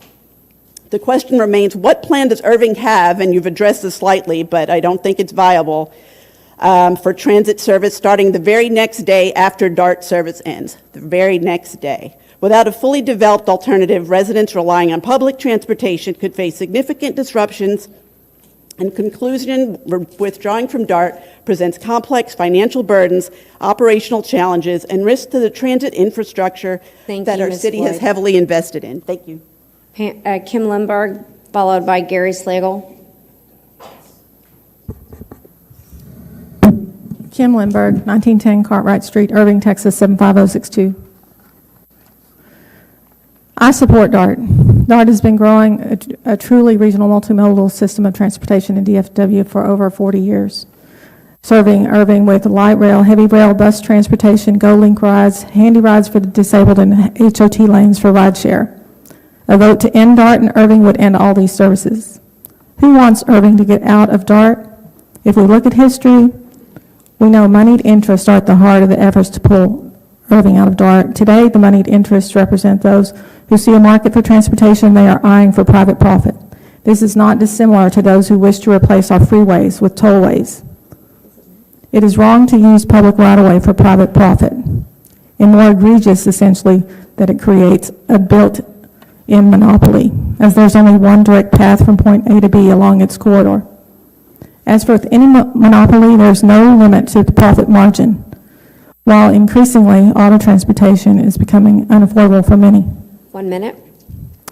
The moneyed interest. Why should the council representative vote against bringing this to referendum? The moneyed interest who seek to privatize DART will be ready to throw significant funding to influence voters against DART, while the average citizen will not have the time or resources to counter them. Should it come to a vote, use your last thread of democracy to vote out of office those who would bring this to yet another referendum, and vote to support DART. Thank you. Thank you, Kim. Gary Slagle, followed by Jacob Jones. Yes, I'm Gary Slagle. I live in Richardson. I'm a member of the DART board with Mayor Stouffer. Good evening, council members, Mayor Stouffer, and Manager Chris Hillman. I just want to say that little over 2 years ago, that the cities within the DART system requested the North Texas Commission, requested the COG, North Central Texas Council of Governments, and the RTC to put together a plan for future growth of transit. With the growth that's expected to happen within this region, there's a significant need to be able to move people and not depend totally on building new highways and toll roads. So the COG has hired a couple of consultants. Took about 1.5 years to put that together. Over the past 6 months, we've been reviewing that plan. The RTC voted to put together a committee, which Councilmember Webb serves on, which is really the 2.0 committee to start looking at what we could be. There's a meeting next Tuesday or Thursday, I guess it is, of the committee, where we'll take another look at what that plan might look like. We gave it a bunch of inputs. The most important one is fill in the gaps where we don't have transit, get everyone to be a member of it, return money to the cities who are already a part of DART. So that's the plan. We will see the final version of that. That will go to the RTC in January, possibly moving it forward to December. But it's worth taking a look at it. I think it deserves that, and I would ask you to consider not moving forward with the election. Thank you. Jacob Jones, followed by Nadine Lee. Gary, thank you for your service as chair of this last year. So publicly want to thank you for that. Hi, I'm Jacob Jones on West Valley Ranch Parkway in Irving. My time to speak is brief, so I will speak quickly. I aim to address the council and mayor regarding the maintenance of Irving's involvement in DART. I believe that this is an important program to the corridor and to Irving. I do not expect anyone to change their votes because of my speech. However, if this does pass, I hope that you will be engaging with your constituents if they have questions on the impact on each and every one of our lives. To do this, I want to address why your backgrounds and publicly stated beliefs should give you reason to encourage your constituents to vote in favor of DART in Irving. Mayor Stouffer, you have spent 7 years on the DART board. You know all of what the DART system can do for all cities, including Irving. You have posed an alternative, a rideshare app that has been publicly traded for all of 2 months and has yet to be profitable. Uber took 15 years to become profitable. Why should we hedge our bets on a new company that at best will clog up our roads in the convention center corridor that you correctly state can be a source of Irving's growth?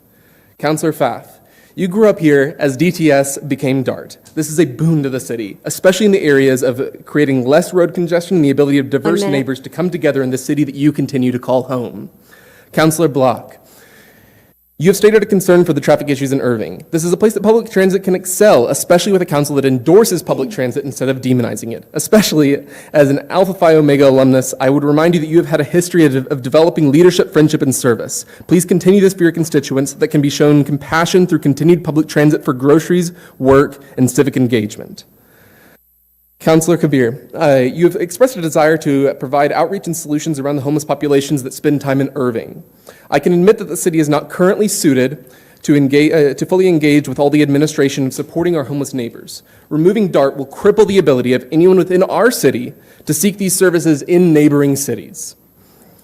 And I don't believe I have quite enough time yet for the rest of y'all, but I have lived in Irving for just a few months, but I was born in Irving. I was raised in the Metroplex. My mother was raised here and went to school with you, and this is an important issue for all of us. Thank you. Nadine Lee, followed by Randall Bryant. Good evening, Mayor Stouffer and City Manager Hillman and council members. My name is Nadine Lee, President and CEO of DART. I do live in Dallas, for the record. The City of Irving is on track to exceed 2.7 million boardings with a good mix of rail, bus, GoLink, and paratransit services. Unlike other cities, DART investments in Irving outpace the sales tax collections. Irving residents use DART. Irving has seen year-over-year growth in ridership in the last 3 years. Irving is served by 5 high ridership bus routes, serving almost 7,000 riders per day. Irving currently has 3 of the top 5 GoLink zones in terms of ridership. Knowing the benefit of DART to Irving residents and businesses, DART has continued to work in good faith to address your concerns. This includes working to find ways to enhance your city and contribute to your revenue streams via transit-oriented development projects. At the behest of your city manager, DART has created an opportunity to contribute a portion of DART's sales tax increment from joint development to enhance transportation to Irving's new activity centers. We know this is a good idea. 1 minute. Because TOD within half a mile of DART stations at the Las Colinas Urban Center and the Irving Convention Center is worth nearly $2 billion on the tax rolls for the city of Irving. This is great progress that we're proud of, and we ask you to continue working with us to build on the incredible momentum we've created together instead of withdrawing. Thank you very much. Randall Bryant, followed by Zohia Barmal. Mayor, Council, my name is Randall Bryant. I serve as chair of the DART board. I sent you all a letter earlier this week requesting a deferral of this item for 30 days.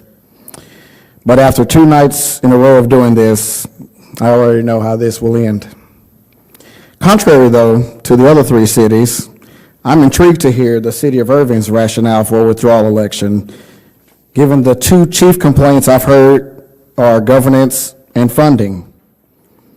On our board, you have representation. As stated, you're mayor. On the funding, you don't qualify for a GMP because according to the EY report that I've been hearing all week about, you all are a donee city. You contributed in that report $102 million and got back $123 million in services. And if those services are not what's best for this city, then I'd like for us to review the past 14 board votes we've taken over the past 10 years for service changes, and only once, the most recent vote, was it opposed by a representative from Irving. And what is the replacement plan for your current ridership? This VIA proposal that you have for $6 million will only account for 300,000 trips. Last year, DART alone provided 400,000 trips for GoLink, 1.2 million bus boardings in Irving alone. That $6 million plan is more like a $32 to $40 million plan, not including paratransit. DART representatives have already notified you on April 4th through a memo of these findings. This plan will fail. You will fall into the same trap that Arlington did, which is why they've kept their VIA plan at 500,000 riders, leaving their community stranded. This is what you will end up doing to your riders. I implore you, please put off this vote. Continue what is left of negotiations, true negotiations. Thank you, Mr. Bryant. This vote failed twice already. Zohia In '89 Barmal, and in '96, and it will please, fail again. Mr. Bryant, have a seat. Thank you. Zohia Barmal, followed by Heather McNeil. My name is Zohair Barmal. Address is 400 Ginkgo Circle, Irving. But I also have a home next to my church in South Irving where my wife's niece stays, and that is 1019 East Shady Grove. So I'm here because I want to be her voice. She stays at my home, and without DART, I will have to move her. She goes from Shady Grove to Dallas College 4 days a week, and she gets to stay free. Her insurance, if I add it to my car, it's showing $250 a month. That would be $3,000 a year extra if she were to drive the car. That's just liability. And one of the arguments against DART is, 98% of the people are not using it. Well, 98% of the people are not calling 911 even once in a year. Would you put this Irving City on election? Just because 98% people have never called 911? 98% of the people never need God or remember God. Would you put God on election? The people who need DART, it is working. I can tell you DART is working for those who need it. 255, 231, 229. I see a lot of people, they take DART from going from Jefferson Park to Walmart. So why try to fix what is not broken? And the economic value, and if you try to, you're all wise people, and thank you for your service, because what you're doing, it's a great thing. You're spending your time today evening away from your wife and children. But the point is that DART is really like God for those who need it. I don't know if VI is working. I have two nephews from 2017 to 2021 at UT Arlington, and then one more nephew from 2021 to 2025. I've never heard VIA from them. They never had a car. That doesn't work. I mean, whatever VIA is, I haven't heard, and I've got a whole group of UT Arlington students on my WhatsApp group over here, and VIA is unknown. So whatever your alternate plan is, I don't know if it is going to be successful, and thank you for this opportunity. Heather McNeil, followed by McNair, I apologize, followed by Zainab Taliwala. Good evening, Mayor, council members, and city staff. My name is Heather McNair. I'm a Garland resident, but I'm here tonight representing Bike DFW, a regional nonprofit that advocates for safe, connected cycling and mobility options across North Texas. We're here tonight because mobility is community. The decision before you isn't just about a transportation contract. It's about whether we keep building bridges between cities or start building walls around them. Irving has a long and proud history with DART. In 1989 and again in 1996, Irving voters chose to stay in the system because this city understood something fundamental, that regional connectivity fuels opportunity. It keeps workers connected to jobs, students connected to education, and older adults and people with disabilities connected to independence. DART isn't perfect. None of us in this room believe it is. But we also know that when a system serves hundreds of thousands of people every day, the answer isn't to walk away, it's to make it better. We can demand accountability, we can insist on safety and equity, and still believe in the value of staying connected. When we talk about leaving DART, we're not just talking about rail lines and buses, we're talking about people.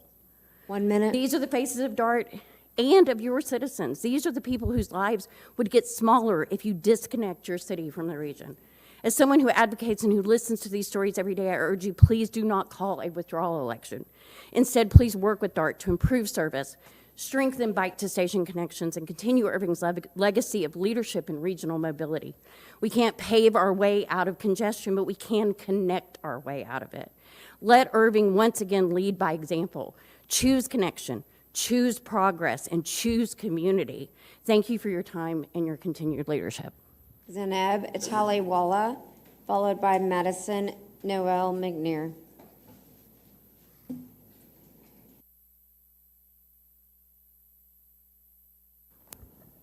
Hello, my name is Zainab. I live in Irving. I'm an Irving resident. But for a 19-year-old, a DART is a god, because when we go from our house to college, it's really easy. Like me, a college student and a part-time worker, from college to work and work to house, it's a really good thing that I can connect all of the things very carefully and easily. But without DART, I won't be able to earn, because DART is the only thing I can earn and do my daily things, like going to groceries or everything.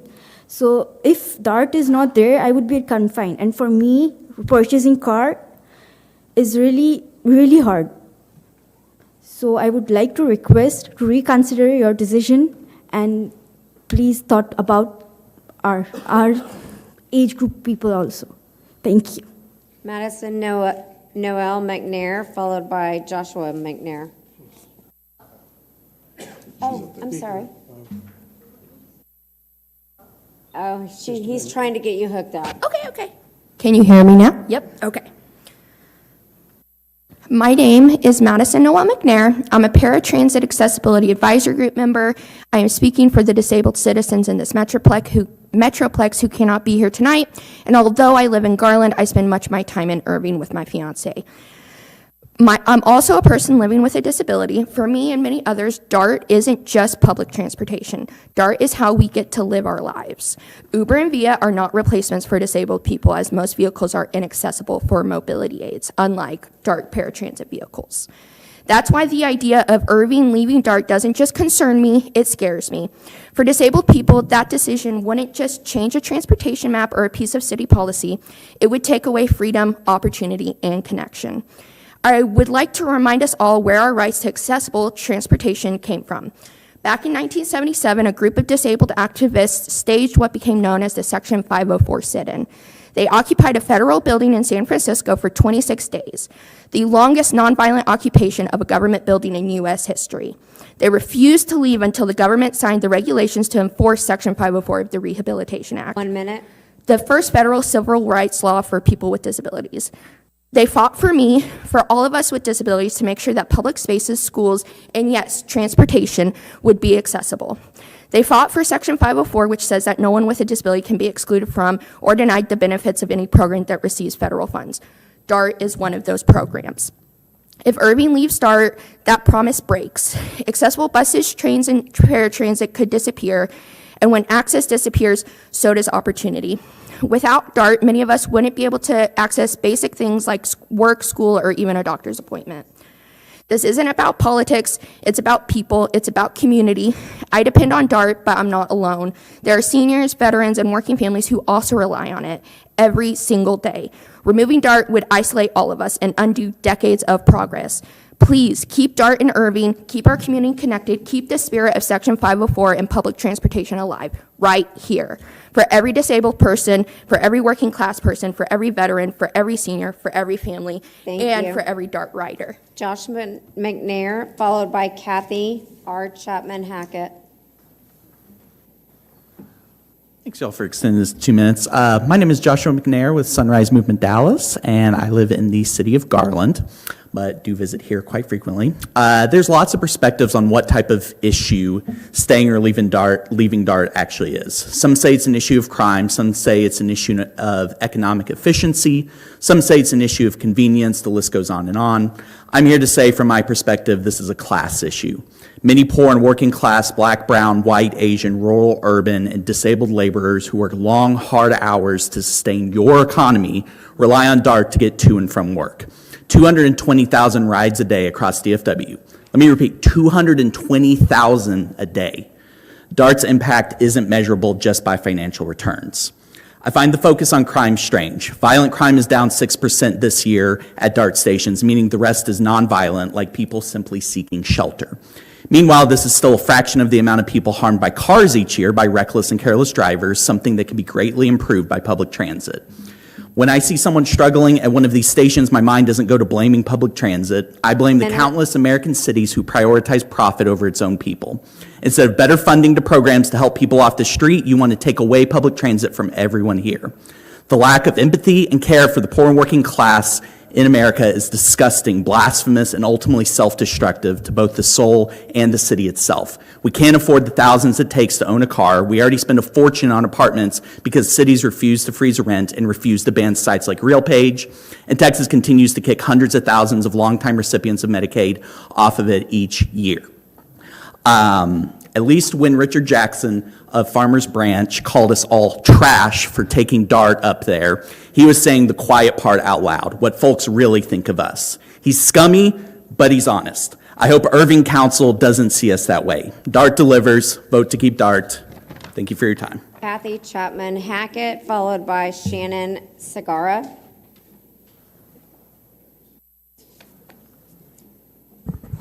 Hi, I'm Kathy R. Chapman Hackett, and I live at 8617 Forest Glen Drive in District 6. I'm here representing TARA, which is the Texas Alliance of Retired Americans, and I came forward to represent them tonight to tell you that we are against voting to leave DART. I think from what I've heard from the people here from DART is that there has been some chance for negotiations, and I would ask that the council remove this tonight and work on the negotiations that they talked about. And that's it. Shannon Segara, followed by Corey Carrasco.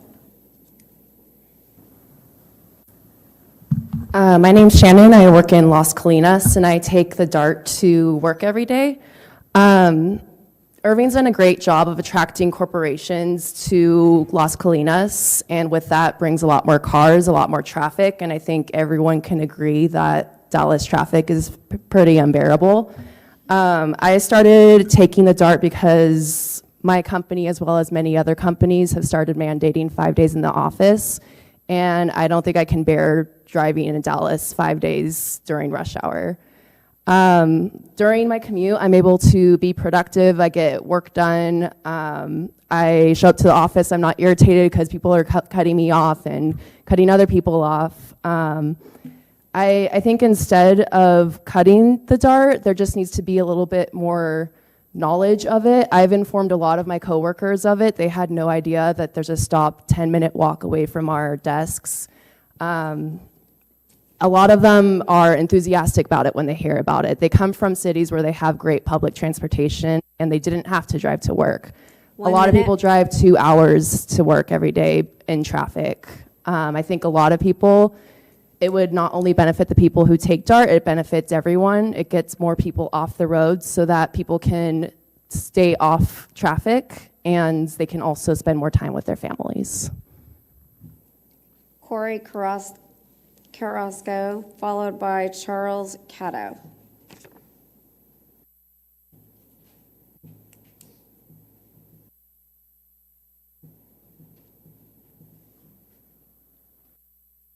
Good evening. My name is Corey Carrasco, 2516 Willow Lane, Irving, Texas, 75060 on the south side. Mayor Stopper, a couple of questions. If the city truly believes there's a better alternative, then we need clear, honest answers before moving forward with the vote. What specific transit infrastructure will replace DART's breadth of service, frequency and reliability, and regional connectivity? Will that alternative deliver hundreds of routes or at least dozens of high-frequency lines serving both local neighborhoods, regional destinations, as DART currently does? Will Irving be ready to serve even a fraction of the daily bus riders and rail riders that DART moves across this city and the region, including those who work here? Most critically, will that alternative be fully operational before any reduction or termination of DART service happens? Because cutting off services without ready, reliable replacement would be disastrous for Irving residents who depend on DART every single day. DART connects us to jobs, to education, and opportunity. If we cut that connection without a clear and complete plan in place, we risk leaving too many of our neighbors behind. I urge council, do not move forward with the removal, or at the very least, ensure that every need DART currently fills will be met. The cost of getting this wrong is not just measured in dollars, but in lives and livelihoods. Thank you. Charles Caddo, followed by Emma Petty. Good evening, Mayor, Stouffer, and Council. Thank you for this opportunity. I'm Charles Cato. I live in the city of Mesquite, and I'm the Chief of Police and Emergency Manager for DART, for Dallas Area Rapid Transit. And I wanted to share with you that we have a very vibrant and robust partnership with the Irving Police Department. Chief Miller and I are not just professional colleagues. I consider him a brother of mine, so we're dear friends. And so we have a robust partnership. We work together on a regular basis. So far this year, there's a lot been made about crime and issues, and yes, there are things we work on every day, the men and women of the DART Police Department, to make our system safe and clean and keep it reliable for everyone. So far this year, this is from January 1st to October 15th, there's been 42 Group A offenses, NIPERS offenses reported in the city of Irving to the DART Police Department. 42 offenses. That's one a week for that time frame. And so it's not overridden with crime. We have made 63 arrests in the city of Irving. We've also conducted 30 operations, joint operations with the Irving Police Department to target specific issues or problems that have been brought to our attention. And yes, there's an issue about 911 calls that come in. So if we're not a PSAP, we're not a public safety access point. If somebody calls 911, it goes to the city. We serve 13 cities. It goes to the city rolls that to us. So you've received 245 911 calls that have all been sent back to us that we respond. That represents just 8% of the overall calls. And yes, we've had some highly publicized incidents on September 3rd and October 5th in the city of Dallas on our system. I've done a review of homicides. So we're as good, as bad as the cities around us. So in the last 10 years, 2015 to 2024, DART has had 16 homicides on our system. The city of Carrollton's had 32, Richardson 34, Plano 56, Garland 96, Irving 105, Dallas 1,905 people have been murdered in the last 10 years there. So we have the symbiotic relationship. We're as good, as bad as the cities we work with. That's why we work diligently with each of our partners to make our system and the cities we serve safe. Thank you for your time. Thank you.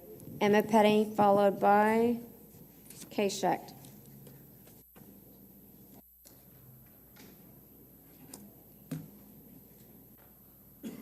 Emma Petty, 2805 Wells Road, Irving, Texas, since 1968. I support taking this to the community to let them vote on this. All I have noticed on DART is empty buses, maybe one or two riders, spewing dark black smoke, damaging our streets. We have to take care of that, and I think we pay entirely too much to DART. And I don't believe we get more than we pay. I think we get considerably less. That's my opinion. Thank you. Kay Schecht, followed by Alex Flores. I'm Kay Schecht. I live at, at 931 East Oakdale in South Irving. And my parents moved here in 1947. I graduated from Irving High School, and I was away for 20 years after that. I spent 8 years in New York City and 8 years in Chicago, where I was fortunate to have a wonderful transportation system. I did not have to worry about a car. It was a dream come true. However, I was happy to get back home and be with my family and friends, so I'm glad I'm here in Irving now. What I would like to say, I've been fighting this battle for a long time to keep DART around here. And what I want to ask you is, why do you want to stir the pot? We have elections over and over and over again, and people get really scared because they're dependent on DART, and they're anxious, and every time we vote for DART to stay. People now have lost their source of income through the government shutdown. Their SNAP food stamps are gone. During this time of the shutdown of the government, now you want to also take their transportation away.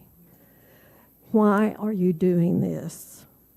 I thought you want to entice as many corporations as possible to locate in Irving. Employee base, if you lose your employee base because you don't have transportation to get your employees to the corporation, you're not helping yourself. Our residents don't need another worry and anxiety. We're thankful we're blessed with an excellent transportation system that supports both the residents and businesses. Stop adding stress and anxiety and leave a good thing alone. Thank you, Ms. Schecht. Thank you. Alex Flores, followed by Harrison Evans. Good evening, council members and mayor. My name is Alex Flores, and I'm a resident of Plano. I work in downtown Dallas, and I spend a good chunk of my free time in Irving between the various conventions, events, and the really good food and restaurants. I, like many others, use DART to get everywhere in DFW, but I'm sure, like one of you mentioned earlier, you're tired of hearing the same thing over and over again from everybody. So let me tell you something a little bit different. Terror, alone, and stranded. That has been my experience every single time I've had the misfortune of using VIA in Arlington, Texas. Everybody from Plano to you guys have been talking about how VIA is going to be y'all's solution to replacing DART, and I can tell you right now, it's not going to work. As much as I love spending my time in the Las Colinas area, and I adore the Irving Convention Center, so much so it was a lifetime dream of mine as a cosplayer to get photographed there. And unfortunately, it sounds like if you guys choose to host this election and your city pulls out, I and many others are just not gonna come back. I recognize that you have the mindset of a growing population because you're a city and you want the best for your city and your residents. And I know you want the best for the various economical tourists and visitors that come into your city with incredible facilities like the Irving Convention Center. But you need to have infrastructure in place that works and is reliable. Keyword, reliable. DART is late sometimes. Stuff happens between traffic, and sometimes it takes a little bit longer for people to board, but it's okay because I know at the end of the day, DART's gonna show up. VIA hasn't on 7 separate occasions for me, and I am not the only one. I highly consider you not to toss out a system that, while it may not be perfect, already works. Think logically. Thank you. Harrison Evans, followed by Robert Sheeks.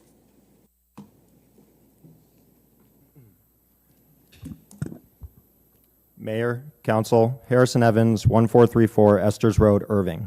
I'm against Ordinance 30. I rely on DART to get around, to work, downtown, and the airport. I know I'm not the only one here. Many people in Irving depend on DART every day. Seniors, students, and workers who need reliable, affordable transportation. I've heard people say DART isn't safe, but that hasn't been my experience. Every time I use DART or the TRE, I feel safe and respected. In fact, according to DART's own statistics, crime is down significantly across the system year over year. If we're being honest about safety, the riskiest part of my day isn't on the train or the bus. It's on Highway 183 or the streets of Irving, with people speeding by or losing control. When I'm on DART, I'm with a professional driver or a trained operator, and I know I'm going to be safe. I also know most of you come from business backgrounds, many with MBAs or experience running successful companies. And I looked at this issue from the same business mindset. The EY study commissioned by the city shows that Irving receives $123 million in DART services and benefits, while only contributing $102 million. That's roughly a 21% margin. We're not losing money on DART, we're making money. That's the kind of investment return a city can only usually dream of. I urge the council to vote no on this ordinance. Keep Irving in DART, and keep the promise we made in 1983 to join DART, and reaffirmed in 1989 and 1996, and continue to be a 21st century city. It's good for safety, it's good for our economy, and it's good for business. So let's stay in DART and keep Irving a place where we can live, work, and play. Thank you. Robert Sheeks, followed by Wally Banks.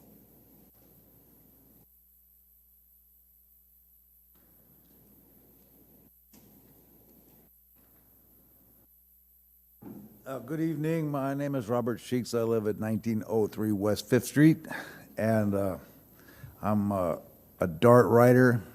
It's my, I think DART has a power to fight homelessness, my homelessness. I take it to work. If I don't work, I don't live indoors. And I'm particularly fond of living indoors, having hot and cold running water, electricity, all that good stuff. And calculating the value of DART, it seems to be a lot of numbers being thrown around. When I went to see my niece get married in Colorado, it cost me $1.50 to get to Love Field. When I landed back at DFW, late on a Sunday night, it cost me $1.50 to get home. And the bus number 255 dropped me off a block from my apartment.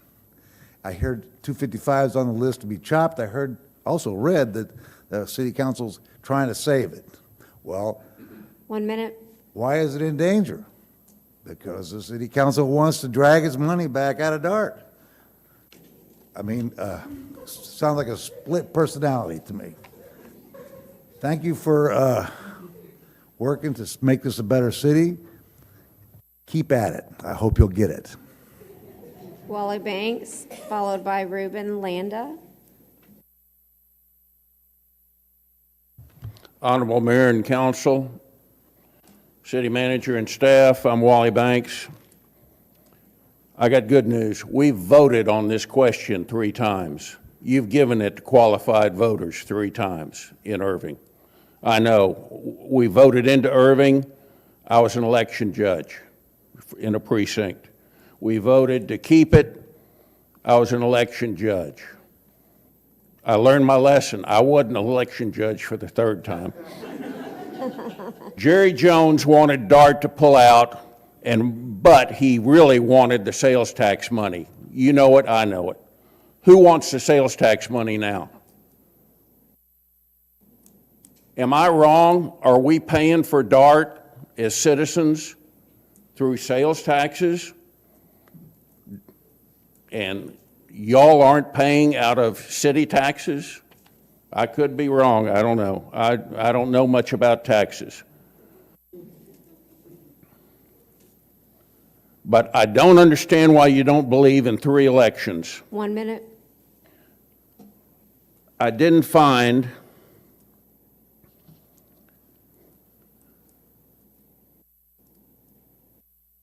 anyway, I guess you're trying to save me from DART. Are we deciding what is best for me? My family and I occasionally use DART. We've always enjoyed it. We have buses,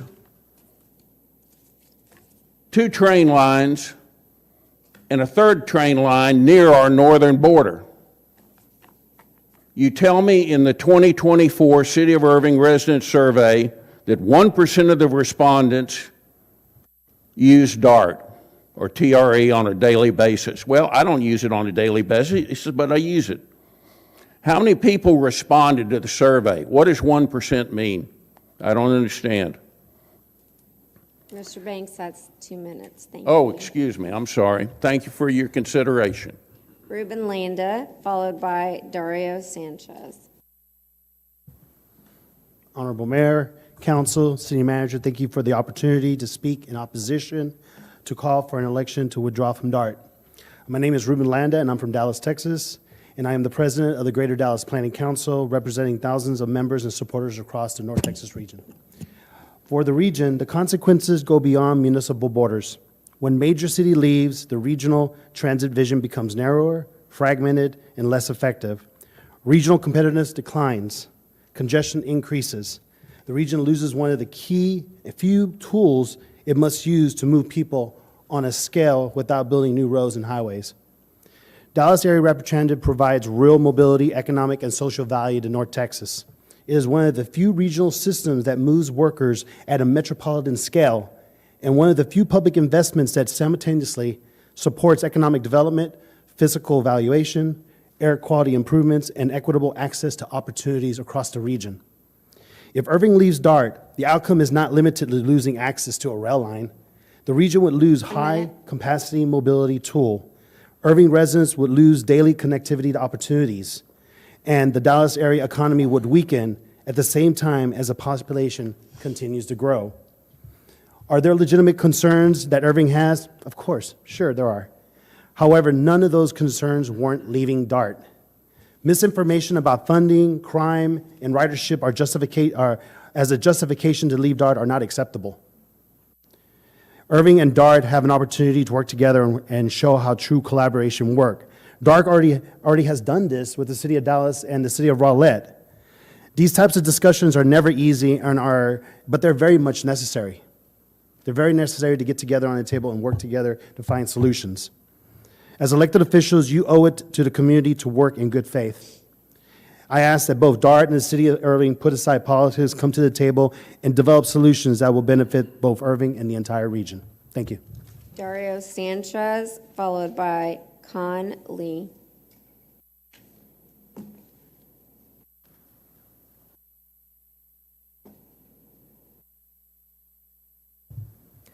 Good evening, Dario Sanchez. I'm at 3022 Stevens Street.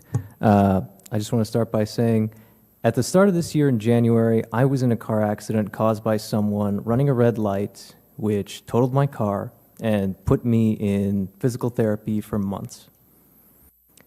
Had I had an alternate route to my destination, I certainly would have used it. Those decrying DART have offered poorly thought out alternatives like microtransit, ignorant to the fact that high demand crashes its viability. We have yet to fully capitalize on Irving's position near the airport, and rather than encourage development that makes transit convenient, this vote would seek to cut off our nose despite our face. I urge you to vote no. Thank you. Con Lee, followed by Earl Parr. Good evening. My name is Con Lee. Good evening. My name is Con Lee. I live on 1300 West Branch Hollow Drive in Carrollton, Texas. I am from Carrollton, but my son and daughter will be in a production of The Nutcracker in Irving Arts Center. I want to thank the city for providing such a wonderful theater for my kids to perform in and make such great memories that'll last a lifetime. We are different cities, but we are connected through a shared love of arts and culture. And the Arts Center is also connected to other cities with the 229 line provided by DART. The TRE also connects this city to all the way to Fort Worth, and that is paid. I want to remind council that 50% of the operation of that line is paid by DART. Now I'm going to list off some companies. Archer Western Walsh, Texas Regional Office, Herzog Railroad Services, Gexpro, Wesco Electrical Supply, Eaton and Cooper Lighting, 1 minute. Graybar Electrical Supply, Parrish Hair Electrical Supply, Crawford Electrical Supply, Holt Cat Industrial Engine, Lofton Kohler Generators. These are just for electrical systems because that is my specialty. But if you include pavers, metal fabrication, and all those other disciplines, it's going to be a long list. These are all companies that are in Irving and benefit from DART with their projects. And even if there's no station or rail line installed in Irving, they provide millions of dollars per year in economic dollars moving through Irving.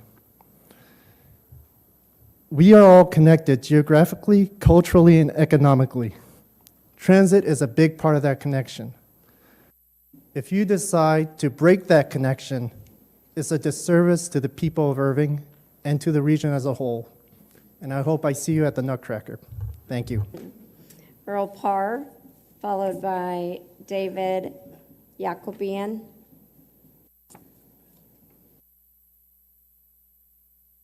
I lived in Irving 62 years.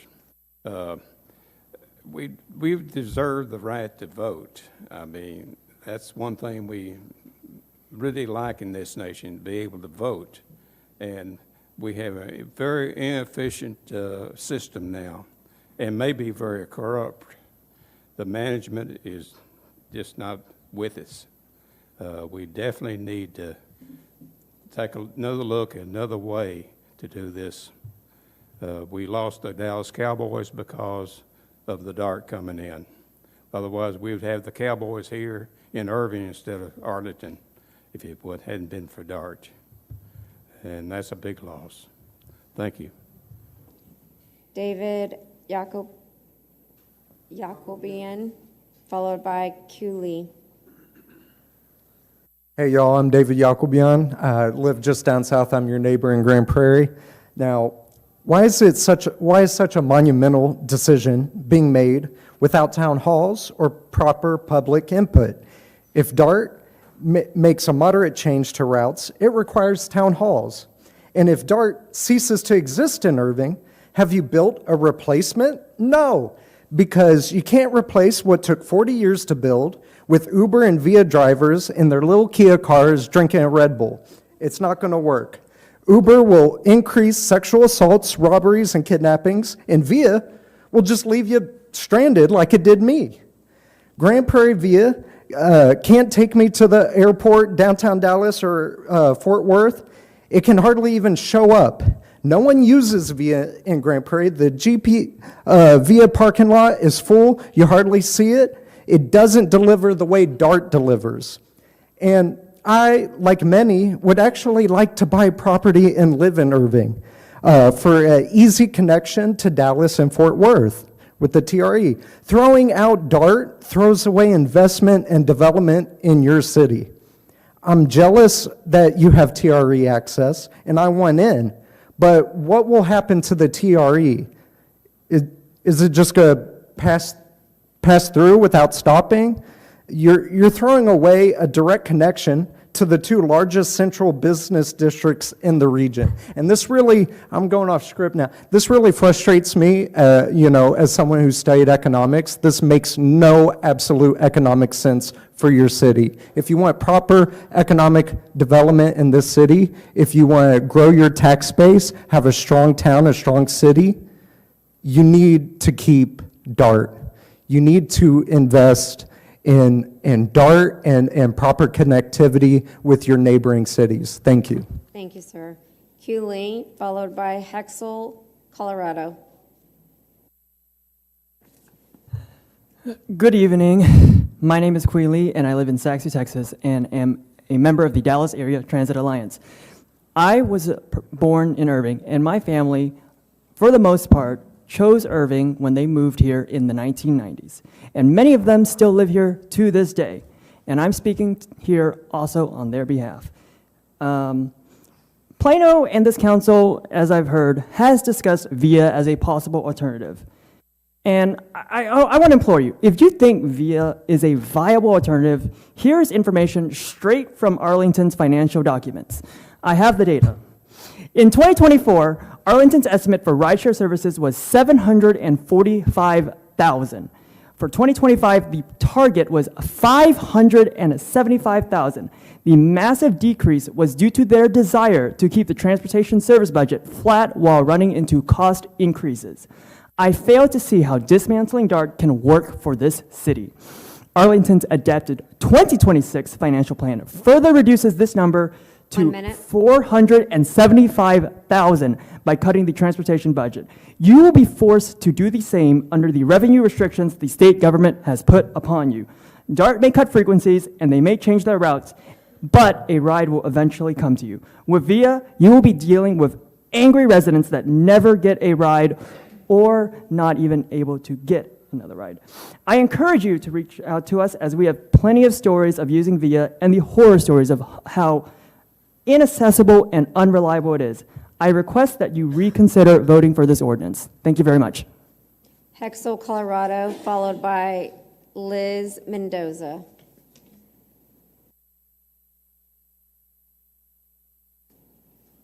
Good evening. My name is Hexel, Colorado. I'm a resident of Dallas, and I'm here to speak against this special election to leave DART. I am a resident of Dallas, but I got my first internship in Irving. I remember taking the TRE and the bus from here, downtown Irving, to attend my first internship that launched the rest of my career. I remember getting my first taste of Indian food on Story Road. And even just this past Saturday, I was participating in the dragon boat races around Las Colinas Lake. And it surprises me that on my way there, I got there by DART, and the DART rail station is right there at the new Wells Fargo campus, where they have 5,000 employees, going to have thousands more, and they're going to consolidate all these thousands of people to this location that's a stone throw away from a DART station. What's going to happen? What's going to replace it?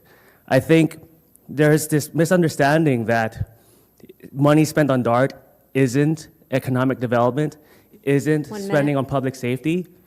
Public transit is economic development. Public transit is investment in safety, because you're taking cars off the road, the #1 killer of young people in America. And so please stay in DART so that this region can stay together, so that people can continue to have memories like I and so many of people have had here in Irving. Thank you. Liz Mendoza, followed by Anaya Robertson.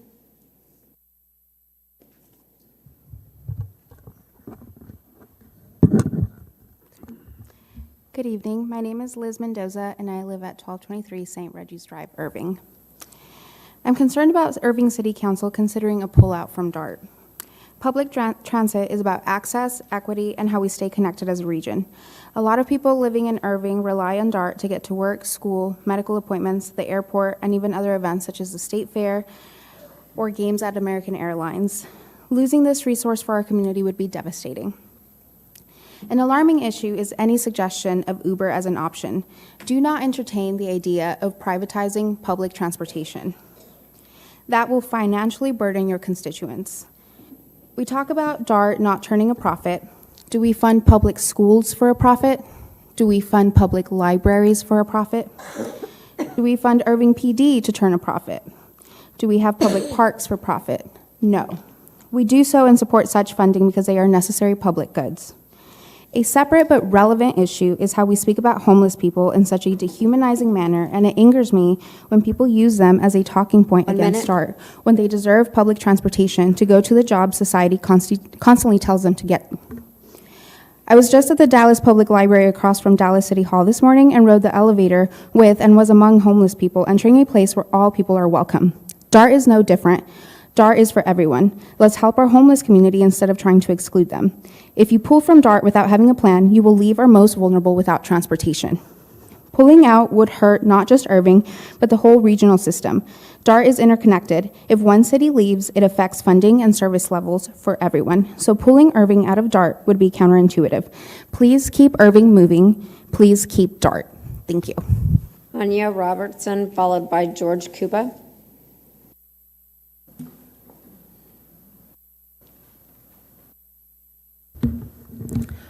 Hello, Mayor and City Council members. My name is Anaya Robertson.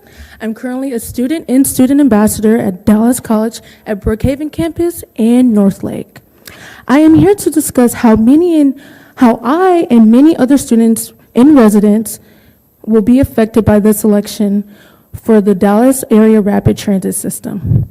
I started using DART in fall of 2024 to start college.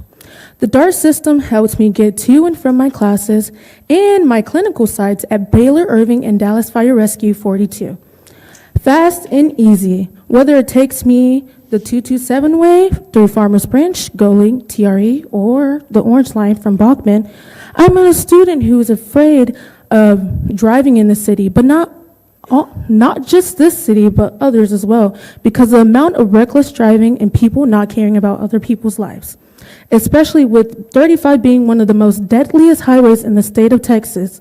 This is one of the biggest reasons why many people take DART to avoid traffic wrecks and reckless driving. 1 minute.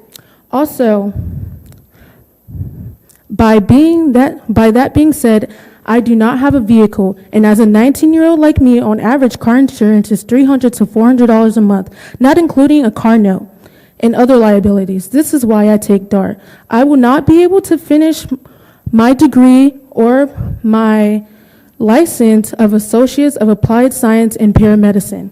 The Uber cost here is an arm and a leg per week, especially being full-time.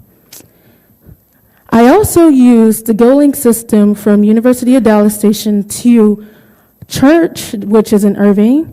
And as someone who lives in Carrollton, we know that driving from Carrollton to Irving could be a long way, especially on 35. I also wanted to address how a lot of people have issues with homelessness on DART, but there is no issue to fix anything about homelessness, especially in the city of Irving. Ms. Robertson, your time has expired. Thank you. Thank you. George Kuba, and our last speaker following him will be Paul Cardin.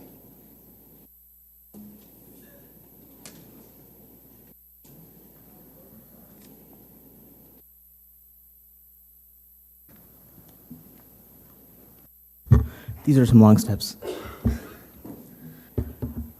right, I'm back. My name is George Cuba. You know where I live, 2325 Meadow Crest, and I'm here to speak again, but now for DART membership. I understand the reasoning for calling this action. Not only do I have the numbers to back me up, which we've heard today, but I also offer a couple personal stories as refutations. My second year at the University of Texas at Dallas in Richardson, I no longer lived on campus on the dorms, but I also neither had a driver's license nor a car. Well, I get one without the other, right? Because of this, I knew I could rely on DART. While the commute could be grueling at times, the time it took to commute from Northlake College Station to Cityline Bush Station could reach the 90-minute mark. This method of transportation was 1, reliable, 2, easy, and 3, affordable. I could take TRE from Heritage Crossing to either Victor Union Station, which connected me to DART Orange/Red Line, but that involved coordinating up to 3 separate independent transportation services, the third being my university's DART-sponsored bus system. Because of this, I decided to take DART Orange Line from Northlake Street to UTD. Unfortunately, this kind of created like a check mark system, which is why it took so Minute. long. This would not have been possible, though, if there was no DART service in Irving. Plus, it was free because of the partnership between DART and the University of Texas at Dallas. In the same vein, my other testimony is from a friend who travels frequently on a budget. His words are that he uses DART fairly often, especially when he travels to and from the airport. It's reliable, affordable, and environmentally friendly option that helps me save money and reduce traffic congestion. The $3 one-way fare is a fair and reasonable cost, especially compared to parking or rideshare expenses at the airport. Finally, the numbers. All that can be said about financial and accounting, revenue and expenditure minutia, you've either already heard or probably will. So what I will bring to attention is this. About a month ago, I heard Mr. Kabir speak about his work so far as a counselor. Two numbers stuck to my mind: the $17.5 million that the 2-mile Esters Road renovation cost, and the approximate and potential $30 million figure that Irving could keep/save from DART. You can correct me if I clarify if I'm wrong, but which is it? Is this, which expenditure is greater or different than the other? In short, DART has served and continues to serve residents and municipal neighbors purposefully, reliably, Thank you, easily, Mr. and Kuba. affordably. Thank you very much. Paul Cardin.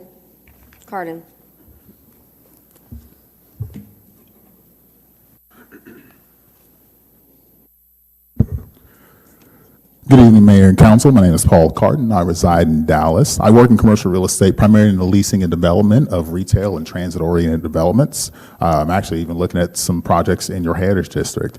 You know, I took the time to read about and understand many of your concerns, and a common thing I heard is, can you demonstrate the value of DART, as you should as the leadership of this city? But I think the metric that EY is using doesn't really answer your question that you leaders are trying to answer. Instead of asking the question of what it looks like only on the public balance sheet, the real judge of value is what does DART service enable in the private balance sheets of your residents and businesses. This may be news to some of you, but DART, even in its current state, serves as mobility insurance for the middle class and choice riders. To understand the value to Irving, you need to survey things that match the modern world. How often does the average Irving resident use DART not on a daily basis, but a weekly or monthly basis? Does its reliability enable people to forego the family spare car? Does it encourage people to live near mixed-use nodes, even if they don't use DART at all, but reducing congestion as a result? TxDOT itself values an hour passenger vehicle delay at $38.97 per hour. How many hours are saved by the consolidation of trips into buses and trains? With 2.7 million trips originating in Irving alone, it's probably a lot. And the modern simplified network is particularly suited to longer trips and integration with micro-mobility such as GoLink. To give you an example of what the E&Y report missed, I myself returned from DFW from a business trip last week and could have taken a $65 Uber to return home. Still cheaper than parking, but instead I traded 10 minutes of my time and saved $30 by taking the Orange Line into Irving, then taking an Uber home. If you had planned for more retail around your stations, I could have spent that on your restaurants. I agree and understand that there are things that can be done to improve the system, and your community is counting on you to have a strong vision. I encourage you to build and share strong, bold solutions and lead with DART to move this region forward together. Thank you.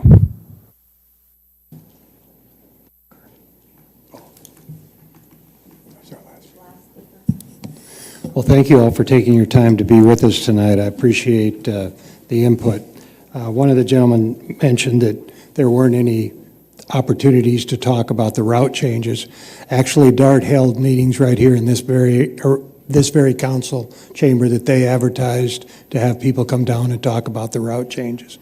Less than 5 people came down to speak, and of the 5 people that came down to speak, now I can't tell you why DART didn't have more people that come down when they had more people here to explain what the route changes would be than there were people that were actually here to actually look at it. So I think sometimes there's not enough follow-up on the opportunities to speak about this. I also, I'm going to talk about a couple things because, basically I have some real concerns about the operation of DART and how it's done. The last speaker was very eloquent in the fact that you are asking 90% of the questions that we've been asking for 5 years. Who is the rider? How much does it cost? Do they ride more than once a week in Irving? Where do they go from Irving? Do they just go around Irving or do they go out of Irving? Those are the exact questions that we have been trying to find out. The E&Y study, when it came to myself and Chris, was at 90 million. When it went to DART, it went to 120 million. So that what we originally saw it was 90 million.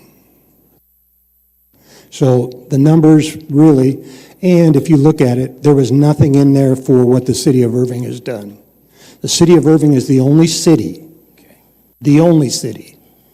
that purchased the real estate for the Orange Line and gave it to DART. But we get no credit for that. We were the only city that did not get betterments. We foregone 3 stations.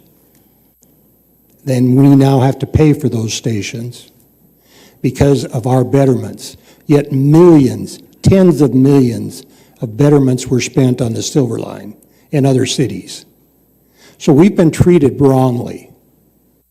We have been treated wrongly. We have not been treated the same. Other cities have had 10, 20, $30 million. One city, because they wouldn't raise the road, we had to buy $1 million homes and build a pump station. We put our fire station in peril so that we could have the rail line go through it, and now we're spending $20 million to build a new one because the equipment now will not fit in there appropriately because it's too close to the tracks. We talk about the development in Las Colinas. 65,000 people a day are in and out of that facility. The workforce in the urban center is greater than downtown Dallas. 140 some shows a year are played in our entertainment venue, and 4,000 to 8,000 people at each of them. I sit at the DART station to count how many people ride the train to get there. Very, very few. The entertainment venue, you can shake your head. Have you stayed at the station and counted the people that get on and off at the 2 stops in Las Colinas?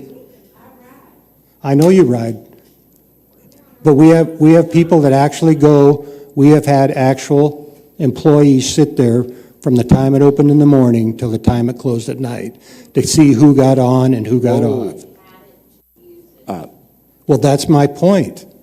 So I just wanted to talk about the fact that these are the questions we are asking DART. Why do you have a new building built by Wells Fargo? And when we asked them if we could utilize part of it for DART, they said based upon the challenges that we faced as our builders came to work on this facility, we don't want DART anywhere in their building because we didn't like what we saw on the Orange Line coming from the airport because they were coming in, they're site selectors, staying in the Westin. Now, I understand each and every one of you are passionate about what you do because you utilize the system. And I appreciate the fact that you utilize the system because we spend $300 and some thousand a day so that you can utilize the system. Ma'am, we're going to ask the audience to please hold your thoughts. Thank you. So my point being that we're at a point where we feel like we can't get answers from DART and we can't figure out a way to work with things. I sat in a room. Oh, I know, I'm in a meeting with them every time, but I'm marginalized. I was on the finance committee for a few years, and they didn't like where we were going, so they took 4 of us off of there 5 years ago when we were asking about finances and could we look at things differently. We sat in a room just recently with mayors from 13 cities, and 7 of us said, the buses aren't full, let's use smaller buses. But what happens? We buy 400 big buses. So those are the things that people don't hear about because we need buses, yes, but if nobody's riding them, let's get a smaller bus. Do you realize that we have $800 million worth of road repairs in this city? And you can go where the DART station stops are, and you can see the pavement because of the weight of the vehicle. If we use smaller buses, it would save us money. It would cost less than otherwise. Those are things that we've tried to talk about, but we get nowhere with them. That's the frustration of the situation. It's not that we don't believe in DART. It's not that we don't believe in mass transit. It's that we are not getting the value, nor are we get for our residents. When you think about it, there's 260-some thousand people that live in this city. You know how many ride a day based on their numbers? The two routes that they're eliminating right now says that 400 and some ride on one and 200 and some ride on another. That's 600 people a day, and those are the two busiest routes. So there's about 2,000 people a day. 2,000 people a day for $370,000. $2 billion has been invested in the system, in addition to the land we gave and the betterments we gave. You know, we have to live by a budget. We can't issue bond debt unless it's approved, you know, just like you. We do not issue bond debt in this city unless it's voter approved, yet they issue bond debt when they feel they need it. Billions of dollars. Billions of dollars. So it's very frustrating because for the last 4 years, or 5 years, Chief will let me know, we've been trying to get 5 men on our fire department and our EMS. It's going to take us 5 years because of the government controlling our budget before we can actually have 4-man crews on all our our fire. We have 140 firemen or policemen that we're short, and it's going to take us 5 to 6 years to fill those positions. So we're giving up a lot by not having that money. You're giving up a lot as far as safety with your police and your fire. Now, you're covered, but to meet where we need to go as a city, we have to budget for the next 5 to 6 years to have the manpower for our firemen and the manpower for our policemen. In the meantime, we're putting $120 million a year into DART. Now, I'm not saying we have got to work together. This is one last request, please. Again, no more comments from the audience. This is now council's time. We appreciate your passion, but please continue to have the respect. Thank you. So my point being that there's this perception that we don't want DART, we don't like DART, but the real issue is we're not getting our citizens taken care of.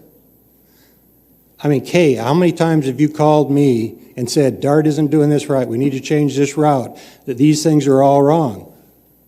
But that's fine. I asked her. No, I asked her. But my point being, those things don't always, you expect me to do it, but you're on the committee. We talk about it. I don't always get it. I mean, you sit here and talk about how great everything is, but then you complain to me how bad it is. So those are the things that are hard for me to understand. So that's where I am as far as some of this. Now, the situation here, you all seem to think that we're voting out of DART. The situation is we're calling a vote. Do we stay in DART or do we get out of DART? It's not a matter of we're getting out of DART. It's a determination by the residents who pay the money. That's the bottom line.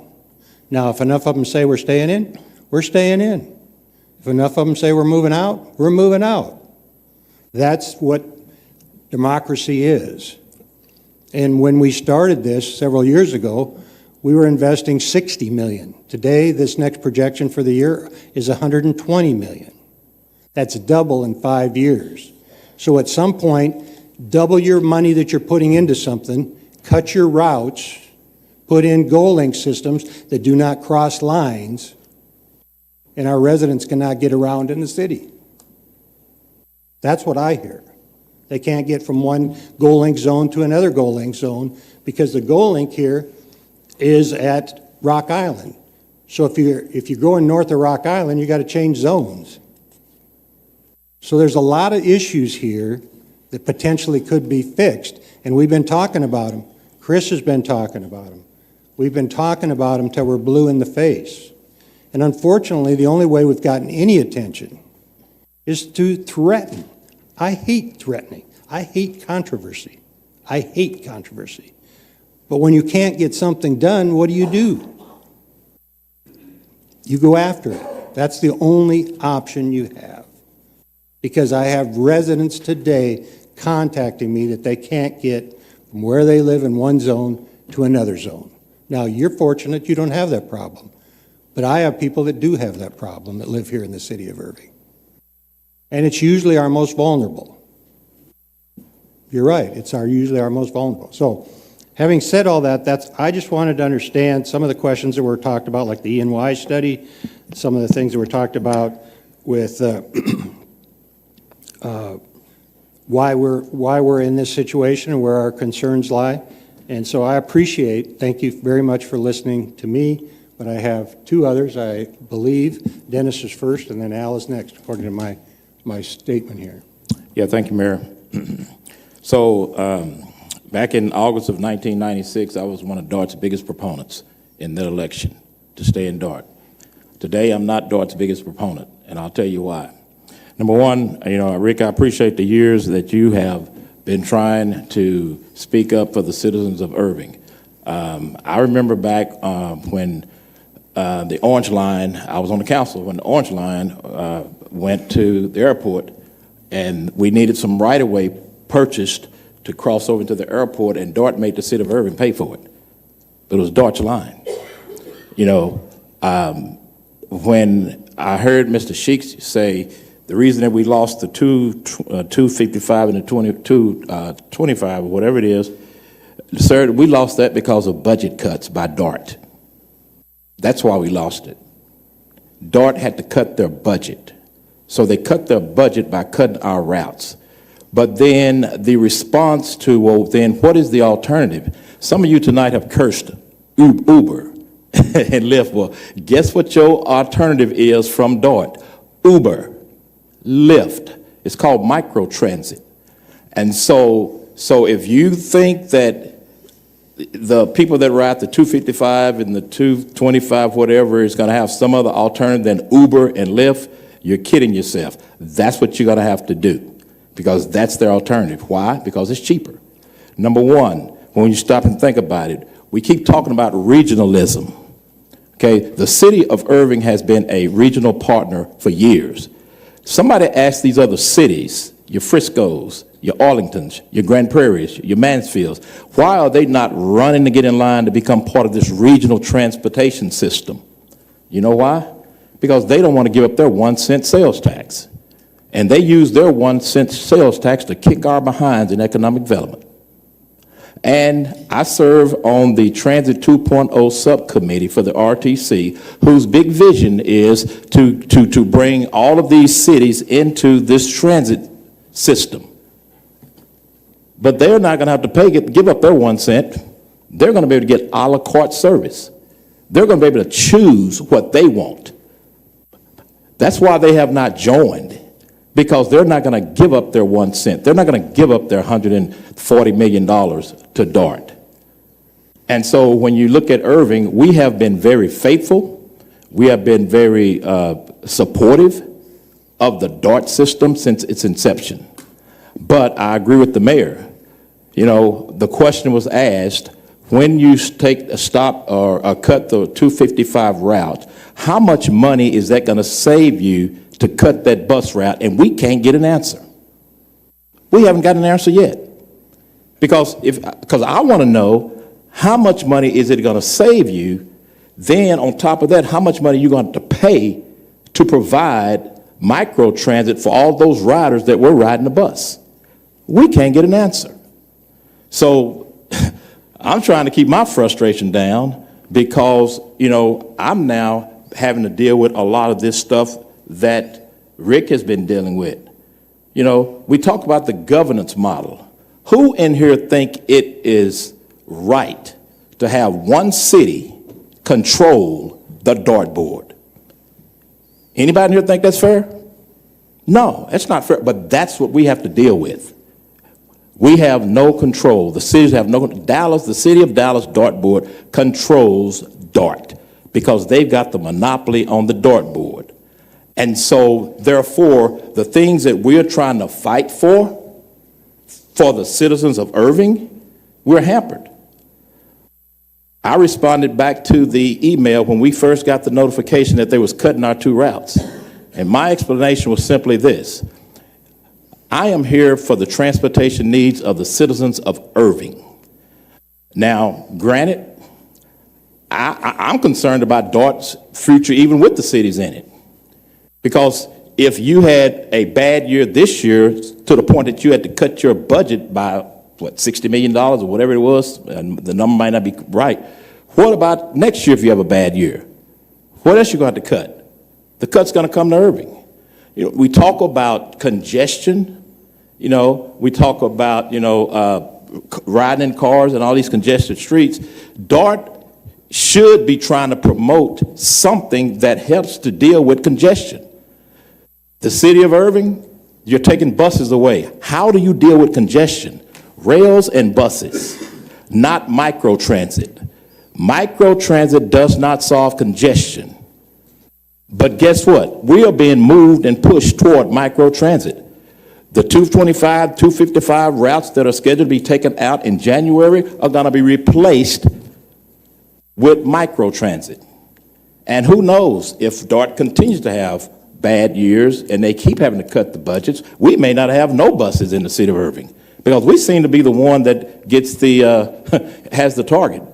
Out of 7 routes that are being cut, 2 of them are in Irving. In this whole DART system, 2 of those routes are in Irving. Now, somebody please tell me, how is that equity? You know, I'm a big proponent of fairness. You know, if you're going to let other cities come in and be part of this system, and you're going to give them a la carte service, as I heard it said at the Transportation Summit, then why don't you let Irving have a la carte service? Why don't you let us choose what we want to pay for and what we don't want to pay for? But you expect me to sit here and be happy about you wanting to let other cities come in when we have helped to sustain this system for all the years? I got a big problem with that. So no, we're up here, we're not against DART per se. We're not against the citizens. We're up here trying to protect the citizens of Irving and give them the value for which they're putting that $100 and some million in every year. And you got to understand, you know, our sales tax continue to go up. So we may be doing 116 million, 110 million now, but what about 5-10 years from now? We may be doing 150 million to DART and steady getting services cut. Nobody in their right mind is going to sit there and take that. It is my responsibility as a council member to look out for the citizens of Irving. And so I was the one that drafted the proposal that was sent to DART expressing our concern about the cutting of the 2 routes. You know, and I would hope that they don't cut them, but apparently they've already made their minds up they're going to cut them. So all of the people that have been used to riding the 255 from the Heritage Park up Story Road every day, go out, stand at a bus stop, get on a bus, now have to schedule a ride every single time. That's not fair to our citizens, you know. And then when we talk about GoLink, you know, talk about the GoLink zones, you know, the request or the question was asked, why can't we just make Irving one whole zone? Forget the 2 zones, so that once you get to the edge of one zone, you got to stop, make a transfer, and get into another vehicle. Make the whole city one zone. The response was, that's too expensive. That's too expensive. You know, and then when you want to give some cities some rebates of their money, all except Irving, my question is, why don't you take that rebate money and help subsidize some of these buses that we are needing to keep in our city? So there's a whole lot to this that the average citizen does not understand. We up here fighting for you all. Now, quite frankly, yeah, I hope we don't have to get out of DART, you know, but at the end of the day, as a city council member, I cannot sit here and see what I'm seeing and understand what I'm seeing and think that it's okay for me to just continue to just keep pouring money into DART you know, and be happy about it. Not. So I'm about equity. I'm about the governance model. I'm about the financing model, you know, and hey, at where I stand right now, I'm ready to vote to call the election. And keep in mind, the citizens will decide if we get out of DART, not the council. The council would be the ones that says we'll put it on a ballot and let the citizens decide. And so I'll stop there. If other people may want to say something, but Like Rick, I'm not that happy about what's happening with Dark. Matter of fact, I'll say this here. We've got about 8 rail stations when you count the TRE stations. Okay, if they cut these 2 routes, we're going to have, not counting the 2 rail stations, we're going to have I think we're going to have 5 rail stations in our city that does not have bus service to them. And you're talking about trying to solve congestion. You're talking about trying to move people. Why don't DART spend some money trying to increase ridership in Irving? And by the way, the 255 that was just put in a year and a couple of months ago is scheduled to be cut. And DART has, we thought, a policy that allows a route to stay in place at least 2 years and then evaluate it. But they're cutting this route after a year and 2 months. So we're talking about fairness here. Now, I don't know if that's ever happened in any other city where you put a route in and then a year and 2 months later you take it out. I asked that question, but at the end of the day, this with me is about equity, fairness, and holding DART accountable to the citizens of Irving, Texas. Al. Thank you, Mayor. Well, both our mayor and my colleague, Dennis Webb. No, it is now council's time. Citizen comment has already ended. Thank you, though. Appreciate it. Am I ready now? Yes. Okay. Both Dennis and our mayor, I don't have to repeat any of that. But I am going to talk a little bit about some of my feelings about some of the history, what DART is about, going back to my tenure in the Department of Transportation, and when UMTA, for some of you that may not know what UMTA stands for, it's Urban Mass Transit Administration. And the whole idea was to take the major mass transit, which were basically subways in 4 major cities: Boston, New York, Atlanta, and Chicago. But think about what I just said to you. Those are center of urban, commercial, and business districts. And so they brought people in and took them out so they go to work. We have an interesting dynamic that is here in North Texas, because we obviously are growing, but stop and think about Dallas and Fort Worth. And why is it called DART? Dallas Area Rapid Transit. It's what it really is, and that's what you're doing, by the way. And first of all, let me say a few things that I'd like to be personalized.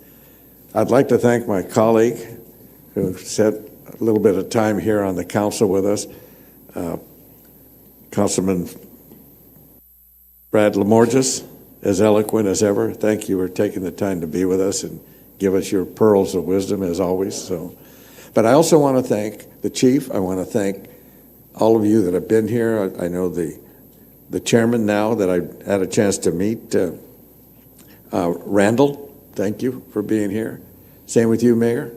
We have a little history. I lived in Richardson when I was here with ARCO, so I know a little bit about where you come from and what you did. And of course, you, Nadine, the CEO. I really want to thank you for being here. And I think it's Landa, am I correct? Gracias por su estar aquí con nosotros, okay? But what I really want to talk about, how do we move forward together? Because it reminds me of how we're dealing with, and I'm dealing with it directly on post-NAFTA and the USMCA between the United States, Mexico, and Canada. And we're going through some very interesting times of how do we then go through a process to continue to work together and have the strongest trade regime in the globe. Well, take a look at us. You all at NAFTA, in my mind, have a huge, huge responsibility. But I think you're starting to meet it, because I think you're going the way I would do it if I was in your position, and that is go regional. Why? We're all growing at a very, very rapid pace in Texas, but also here in North and then the Metroplex, but it's going north, going northwest, northeast, and you need to reach there, and you need to provide that, and I think that's what you're doing or attempting to do. So I understand that. I'm looking at ways that we might be able, I'm going to throw a few things out to you. You know, it's about rebalancing our relationship. And I mean that because I think my friend Dennis talked directly to it. I know my mayor did the same. We're also trying to decide how do we be responsive to our local populations that do need transit, whether it's bus, whether it's some of the new that are coming on via, and also, the Orange Line. And I remember when we did that, and I remember even before that when DART was really becoming what DART is today at the very seminal time during that period of when I was here with ARCO. So I understand where you came from. What I'd like you to know is that, there's an area called dispute resolution, which means we need to get in a room and we need to figure out how we can both win, both the city of Irving and your responsibilities as the Dallas Rapid Area Transit. It's not called Dallas-Fort Worth either. There's a reason for that history and where you are trying to do things. Of course, we have the TRE. That was part of where those two cities put it together. So I'm reaching out to you. I am a very strong proponent and believer of urban mass transit. I come out of Los Angeles. We used to have urban mass transit rail. We got rid of it. Why?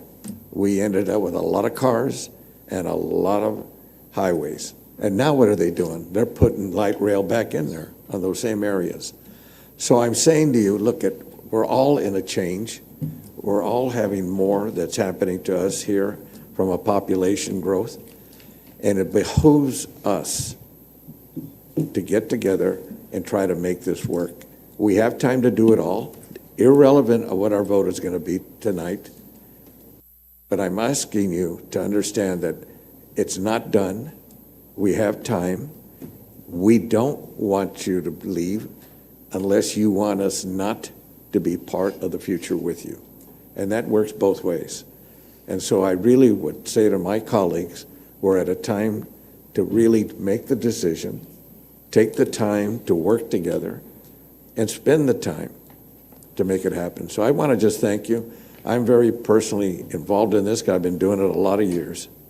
And so thank you for being here. I look forward, hopefully, no matter how we vote, stay with us because we want to be with you. Okay? Thank you. David. Thank you, Mayor. Very well said, Al. I'd like to just take a moment. The first speaker, Brad Lamorges, I'm sitting in your seat, and very good speech tonight, so it's always great to hear you. Paul, with the last speaker, loved it. Those are the questions we want. I think the mayor touched on that. We do want answers and see where those answers take us. I'll just tell you, as a council, we talk about a lot of things. This is a very important issue, and I'm glad we're taking it up. We're all big believers in public transportation. I have not talked with anybody on the council that's not. We all know that the traffic on our freeways is a lot, and we're going to double in size in this Metroplex in the next 25 years. We need mass transportation to quell this traffic. The environmental of all the cars on the road is also a huge problem. We want safety. We look at this beautiful orange line we have coming through, right through our urban district, right through the Texas Stadium site, that someday we'll have something great on it. Our TRE takes us downtown Fort Worth, downtown Dallas. Mr. Webb, Councilman Webb just wrote it to our TML conference last week, and the experience was good. And unfortunately free, should have paid something, but don't send them an invoice on that. But I think between, Councilman Webb, the mayor, I love when the mayor gets passionate. We can hear his voice. He's been on the dartboard a long time, been in this chamber for a long time, and we really respect what you say. and thank you for your leadership. As Al said, we want to work together. We want to see where this goes. I'm pretty sure this vote's going to pass 9-0 tonight, to be honest with you, because that's what's going to happen. So what do we do going forward? We really got to look at the finance model. And for all you out there, the numbers were correct. $120 million will go to DART this year from our sales tax. That's half our sales tax that we collect in the city. We work our butts off up here. The city staff works their butt off to get restaurants, to get businesses, to get all these things to come to our city so our citizens can spend money, our visitors can spend money, and have a great time in our city. So we're giving up half of that money every year in our 2 cents of sales tax to our public transportation. And I'm sure the council, if you gave us a bill for $120 million this year, we would give it to you for the services paid. And that's the service model we're talking about. When we have a service that we're paying for, we pay a price for it. Right now, we're paying half of our sales tax that we are working hard to increase every year. With or without DART, we're going to continue to work on our sales tax revenue increases in the city. So that's one of the things I want to make sure that from the management, Ms. Lee, Mr. Schlegel, we really would like to see the revenue model as a fee for service and really sit down with y'all and see what we can do, because we need our kids to go to school. We need our people to get around the city, to get to grocery stores. We need this service, and we're willing to sit down and work with you. I think Councilman Zapata said it perfectly. So with those things, I'm pretty sure it's going to be a 9-0 vote tonight. It'll be in the news tomorrow. But we want to sit down and work through this and make sure we have a long-term solution for both the city of Irving and DART that we can live with, that we don't have to do this. I think it's every 6 years that a vote's able. So if we do this vote now, it passes. We're good for at least 6 years if a whole nother council comes. But we don't want that. We want a long-term solution where we can work together. The next time the mayor talks, he's happy and not frustrated. And that's all I want. So, thank you. Mark. Appreciate all the comments from everybody else. Just wanted to add a few more. Obviously, here on the City Council, we are stewards of the tax dollars in the city, and so that imposes a large responsibility on us to make the best decisions for our citizens. In hearing about DART, it's obvious to me that the whole concept was ill-conceived, where you have just 13 member cities into it, where we're paying in 1%, other cities don't. It's obviously created this disparity where cities like Arlington and Frisco use that 1% for economic development, creating sports venues in particular, where you would think there'd be a great interest in having mass transit to them, but there isn't, because they're not in DART. And instead, so they're building these arenas. Other cities are using their 1% for economic development, and our city, our Chamber of Commerce, is trying to find other ways to encourage economic development with one hand tied behind their back. The cities and the Chamber of Commerce have been very successful. They work very hard, and we're very fortunate to have the benefits of the fruits of their labor, but it's very difficult for them with this DART structure. And just recently, we saw another example of how this disparity affected Irving. So you look at Senate Bill 840. It's the latest legislation that was passed in Austin dealing with affordable housing. And what it said was every city over 150,000 people was obligated to no longer have zoning that was restricted to office or commercial development. Instead, cities over 150,000 people had to allow multifamily in those areas. And the reason for that is because cities like Irving have been successful in actually making it a desirable place to live. And it does have connectivity to other parts of the Metroplex through the roads. And then you look at cities like Mesquite.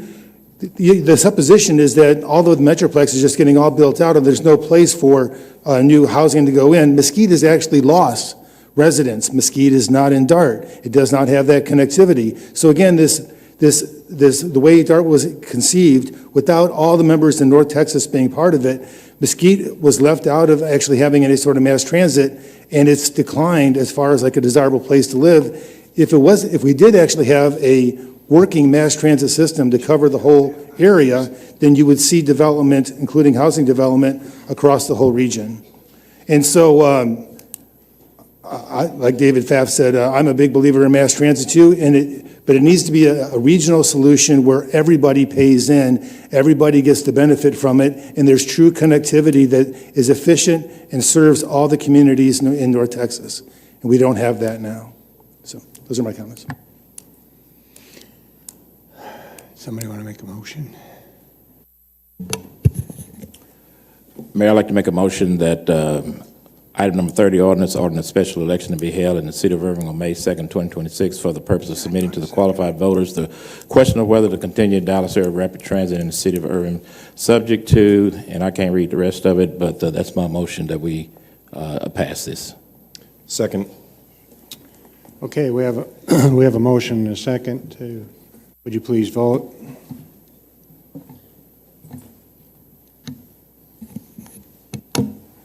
And it passes 9-0.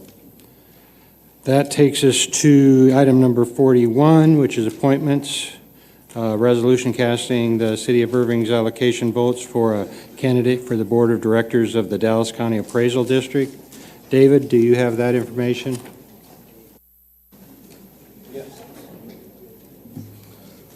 I move to cast the City of Irving's votes for a member of the Board of Directors of the Dallas Central Appraisal District for William David Palmer.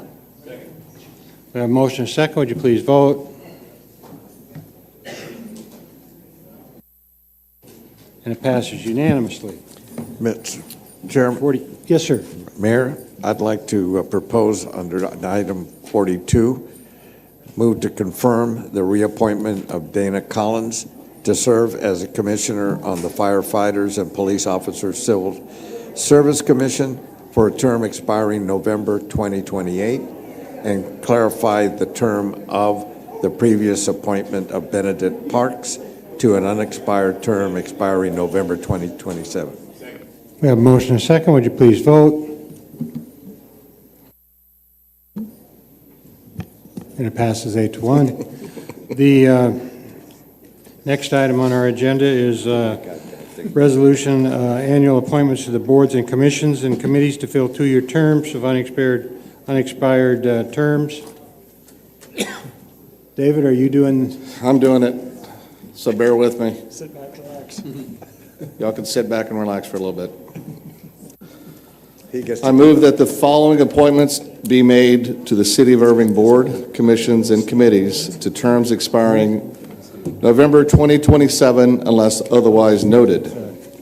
Irving Health and Disabilities Advisory Board to appoint Molly McGuire, place 1, Monica Huerta, place 3, Geneva Burnap, place 5, Prakash Ranka, place 7, Kerry Johnston, place 9, and appoint Althea Jones, place 2, Ogana Ogu, place 4, Angela Morales, place 6, Jacqueline Arcadia, place 8, to terms expiring November 2026.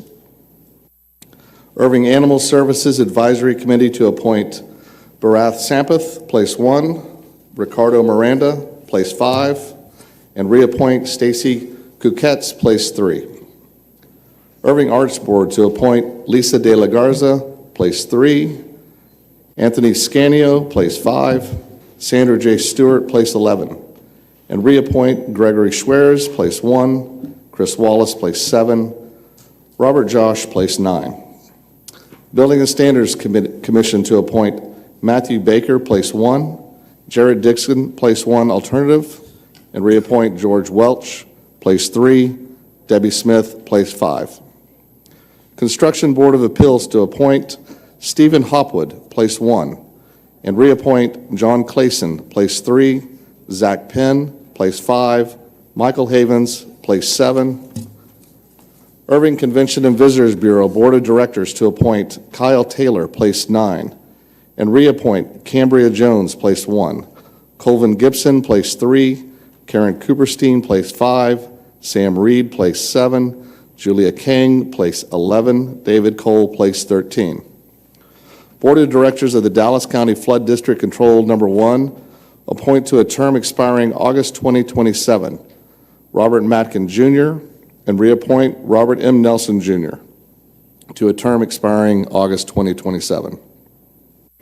Board of Directors of the Dallas County Urban and Reclamation District to reappoint to terms expiring October 2029. Bruce Camus, Roy Santaskoy.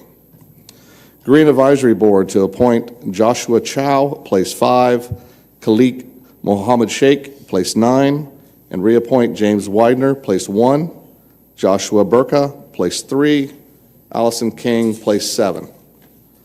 Housing and Human Services Board to appoint Robert David Gooding Sr., place 3, Cynthia Sharp, place 5, and reappoint Bob Harris, place 1, Sasha Moreno, place 7, Geraldine Miller, place 9, and appoint Marissa Robles, place 2, to a term expiring November 2026. Capital Improvement Advisory Committee to reappoint Michael Randall, place 1, Ricky Lightfoot, place 3, John F. Boyle, place 5, Juan Carlos Gonzalez, place 7. Irving Library Board to appoint Cynthia Lynn Simmons, place 3, and reappoint Flor Malloy, place 1, Mercy Morales, place 5, Sophia Kwong Myers, place 7, Marilyn Hope Willems, place 9. Parks and Recreation Board to appoint Jim Eiler, place 1, Guy Fisher III, place 3, Dolores Kelly, place 5, Rosie Ming, place 7, Aisha Kui, place 9, and to appoint Kevin Morrow, place 8, to a term expiring November 2026. Planning and Zoning Commission to appoint Adam Fritcher, place 8, and reappoint Daniel Denny, place 5, Terry Pritchard, place 6, Debbie Hack, place 7, Ricky Lightfoot, place 9, and appoint Inyat Khan, place 1, to a term expiring November 2026. Zoning Board of Adjustments and Appeals to reappoint Roderick Roberts, Claire Shazad, Shubho Dasgupta, and Robert Long, alternative 1. Do I hear a second? Okay. We have a motion and a second. Would you please vote?